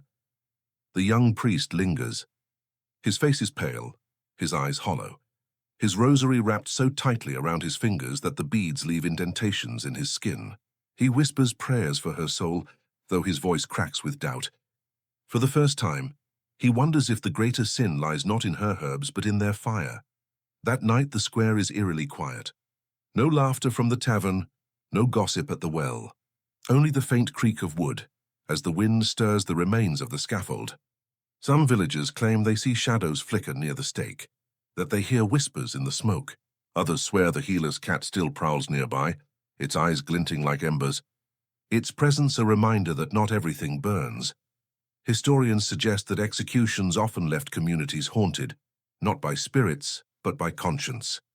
The violence was meant to purge fear, yet it often deepened it. Crops still failed, storms still came, children still fell ill, and with the accused gone, the villagers were left with the uncomfortable truth. Their lives were just as fragile as before. You feel it in the way they glance at each other, suspicion not eased, but sharpened. If one witch has been burned, who else might be hiding among them? The scapegoat is gone, but the hunger for blame remains. Fear once fed never stays satisfied. The church bell tolls again, though this time it sounds hollow, uncertain, as if even the metal hesitates to claim victory. Each clang rolls across the rooftops, carrying not triumph but unease. And in the silence that follows, you realize the healer has not vanished. She lingers in their memories, in their doubts, in the smoke that clings to their clothes. They try to erase her with fire, but instead, they've carved her deeper into their story. The village is quieter now, but not cleaner, not safer. Just haunted. Days pass, but the smoke never seems to leave. It clings to the thatched roofs, seeps into the timber beams, lingers on the villagers' clothes, and with it her memory lingers too. They tried to burn her away, but fire only transforms. It doesn't erase. In the marketplace, whispers begin to change shape. Some still call her witch, spitting the word as though it scorches their tongues. But others, softer voices, begin to speak of her differently. A mother recalls how the healer soothed her child's fever with a gentle hand. A farmer mutters that his fields still grow strong thanks to the poultices she once gave him. These stories are quiet, told only in corners, but they grow, weaving her into something more than flesh. A legend. The children play near the square again, though their games are different now. They dare each other to step close to the blackened stake, to touch the ashes without flinching. They chant rhymes about her, half mockery, half reverence. You realize children often keep the truest record of fear, turning it into play, into ritual, into something that outlives their parents' silence. The young priest cannot shake her final words. He writes them down in the margins of his Bible, hidden between Psalms and Proverbs. Afraid yet compelled. What you fear is not me. What you fear is your own helplessness. He reads them again and again as though her voice still echoes in the church walls. His sermons grow gentler, softer, laced with unease. Some villagers whisper he sounds bewitched, but others find comfort in his quiet defiance. Historians note how executed women often became paradoxical figures, officially condemned, yet unofficially remembered as saints of the people. In one breath they were witches, in the next protectors. Memory reshaped them, sanding down fear into something closer to reverence. Perhaps it was guilt, or perhaps it was truth refusing to die. At the well, a widow drops a sprig of rosemary into the water before drawing her bucket. She doesn't call it magic, just habit. Yet she whispers the healer's name under her breath, as though the herb itself remembers whose hands once tied it in bundles. A boy with a fever is wrapped in cloth soaked with lavender, just in case. They won't admit it, but her remedies live on in their secret rituals. Even the forest seems to keep her story. The grove once declared a coven's lair feels quieter now, almost watchful. Villagers avoid it, yet children wander there, daring each other to listen for her song in the rustling leaves. Some swear they hear laughter on the wind. Others claim the owls speak in her voice. The church bell tolls steady and cold, but it cannot smother these whispers. Each clang is a reminder of law. Yet the spaces between rings belong to memory, and memory, stubborn and slippery, refuses to follow decrees. You realize the healer has shifted from accused to something more enduring. Not just a woman burned, but a story told. Not just ashes in the square, but a shadow in every corner, a presence in every whispered remedy. They burned her body, but they have made her eternal. The years roll forward, and yet the village cannot shake her. Time softens many memories, but hers refuses to fade.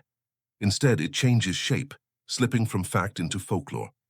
The healer is no longer just the woman who lived at the edge of the woods. She has become a figure parents invoke, a whisper in bedtime stories, a name spoken with both fear and awe. Around hearths, children beg for tales of the witch who once walked their very streets. Some stories are sharp with warning. Disobey your parents and she'll come for you in the night. Others carry an odd kind of comfort.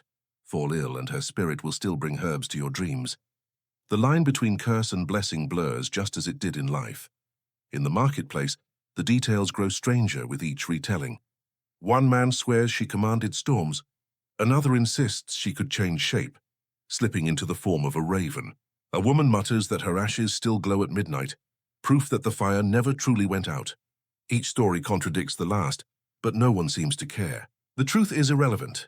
The myth is what matters now. The young priest has grown older, his hair streaked with gray, his sermons quieter than those of his predecessors. He never speaks her name aloud from the pulpit, yet his words carry a gentleness that hints at memory. Some say he is soft, too lenient, too willing to forgive. Others say he has wisdom beyond his years. In truth, it is simply the shadow of her gaze still haunting him. Historians often remark how executed witches became legends in their own villages. The details warped over decades, but the core remained. A woman who was different, condemned and burned, yet never forgotten. Her story lived not in court records, but in songs, rhymes, and whispered remedies. It was history written not by rulers, but by memory. Children leave sprigs of lavender by the blackened stake each spring, though no one admits teaching them to do so.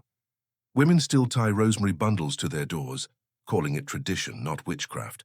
Men still swear by her poultices in secret, though they mutter prayers afterward to hide their guilt. The village insists she is gone, yet everything they do suggests otherwise. The forest keeps its secrets too. The grove, once condemned as unholy, becomes a place of quiet. Lovers steal there to meet, children wander there to dare each other, and elders sometimes walk its edge when grief is heavy. They call it cursed, yet they return again and again as though seeking something they cannot name. Perhaps solace, perhaps memory.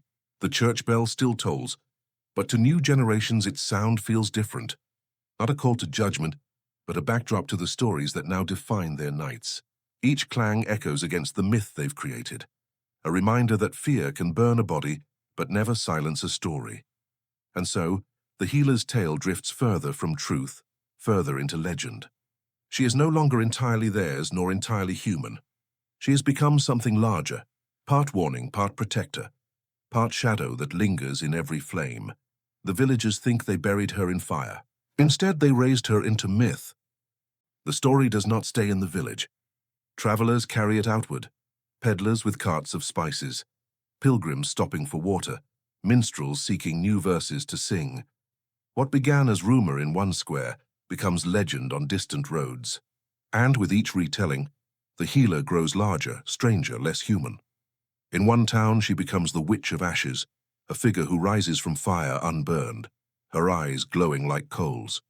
In another, she is the Lady of Herbs, a spectral woman who leaves sprigs of rosemary on the pillows of the sick. Further still, she is transformed into a dark queen who commanded storms.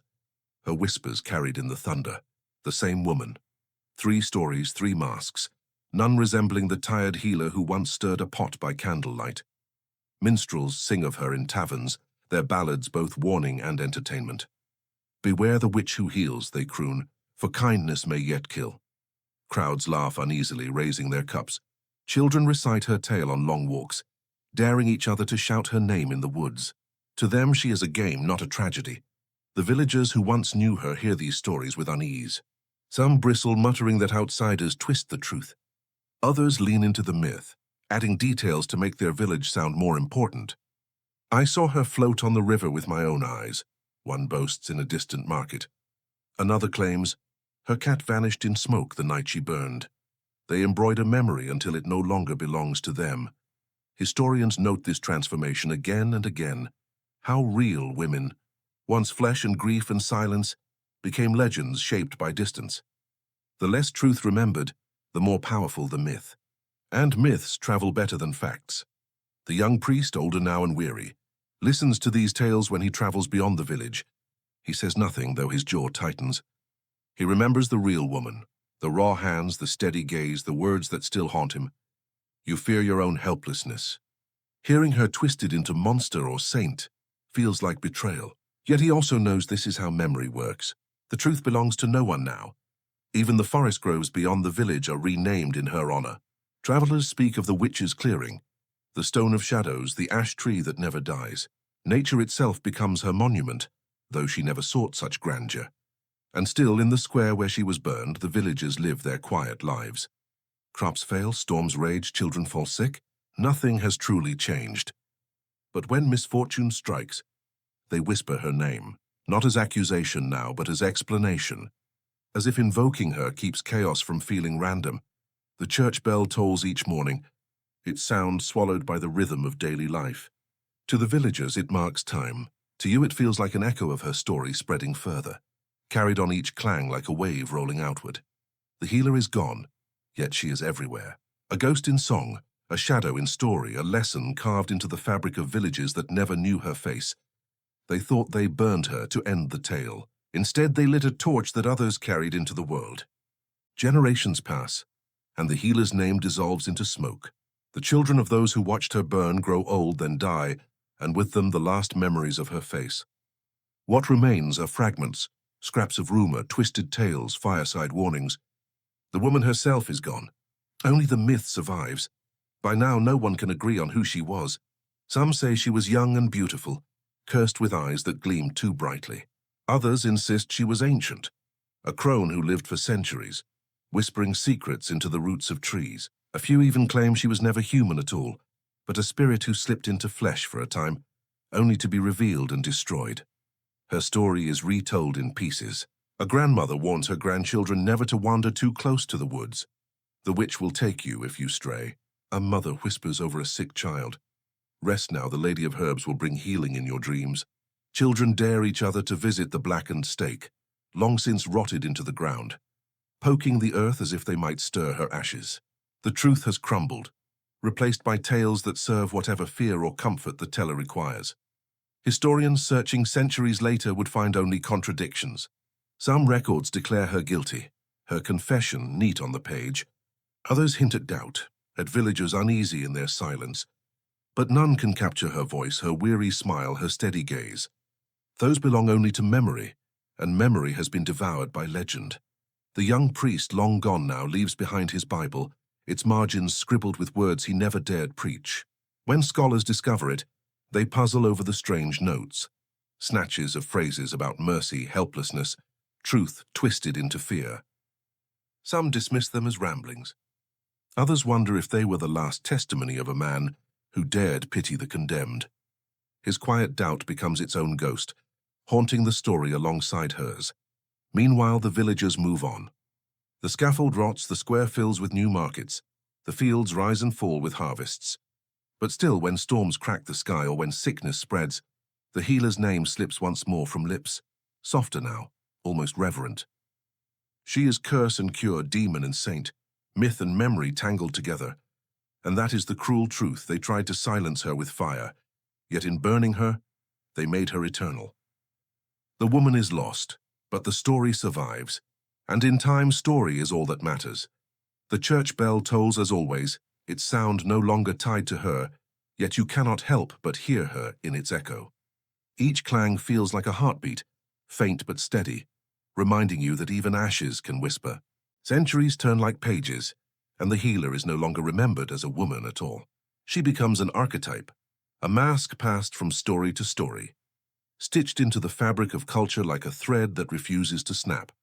In one version, she is the eternal crone, bent-backed and cackling, her cauldron boiling with storms and curses. Children learn to draw her with hooked nose and crooked hat, forgetting that once she was simply a neighbor with herbs drying above her hearth.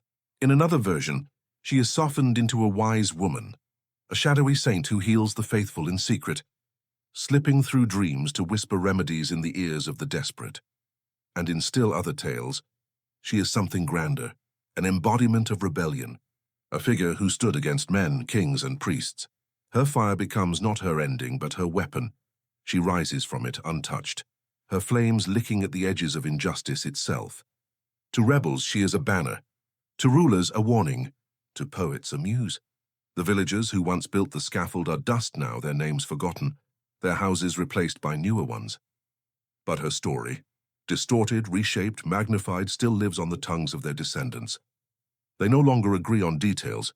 Some say she cursed the land, others that she blessed it. Some call her the first witch, others the last martyr. But all remember her, even if they do not realize who she truly was. Historians centuries later note how myths like hers swell until they lose their human roots. What began as fear of one woman becomes a symbol of all women who stepped outside their appointed roles, who dared to know too much, who dared to exist differently. Her real hands, burned, scarred, steady, are gone. But the idea of those hands stretches across time, shaping how every witch is imagined thereafter. The church bell still tolls, though no one remembers the day it rang for her. It has become just a sound marking ours, detached from its history. Yet in the quiet between chimes you can almost hear her voice, the weary, defiant whisper, "What you fear is not me. What you fear is your own helplessness." And so she survives, not as flesh or bone, but as something older and more enduring, fear given form, memory given shadow, fire given voice. The healer is gone, the witch remains. Centuries have passed, and her story drifts like smoke across the ages. It no longer belongs to one village or even to one land. It belongs everywhere, reshaped in each retelling, softened or sharpened according to who speaks it. Yet through all the shifting masks, one truth endures. She was once a woman, and she was feared for what she knew, for what she gave, for what she refused to confess. Now, as you sit in the quiet, the echoes of her story seem softer. The scaffold is gone, the ashes long scattered, the villagers themselves just dust. But her presence lingers, not in fire, not in fear, but in memory. She is less a figure of terror now, and more a shadow that gently reminds you how fragile truth can be, how easily fear can dress itself as righteousness. Imagine the old village fading, its crooked lanes and smoke-filled chimneys dissolving like a dream. The Inquisitor's parchments crumble, his ink vanishing into nothing. Even the church bell, once so heavy and insistent, quiets, leaving only the faintest trace of its toll, like a heartbeat fading into silence. You can almost hear her footsteps, not heavy, not angry, but calm.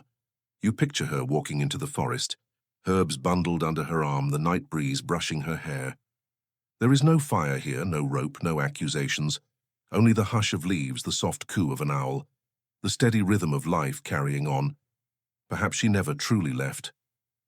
Perhaps every time someone ties rosemary to their door, or sips a tea to calm a fever, or whispers a prayer for mercy, she is there, quiet, steady, smiling faintly. The world may twist her into witch or saint, curse or protector, but beneath it all she is simply a reminder of resilience. And as the story slows, your own breath steadies. The edges blur, images softening like mist at dawn. The scaffold melts away, the grove fades into shadow. Even her voice, sharp once, defiant, becomes quieter, more distant, like a lullaby carried on the wind. You let yourself drift with it, no longer needing to hold on to every word, every detail. The story does not end, it simply dissolves like smoke into night air. And in that fading you feel the weight of fear lift, leaving only calm. The flames are gone. The noise has quieted. What remains is stillness, soft and steady, the kind that lets your body sink into rest. Now let your eyes grow heavy. Let the story loosen its hold. You are safe here. The night is gentle. The world can wait until morning. End of script. Sweet dreams.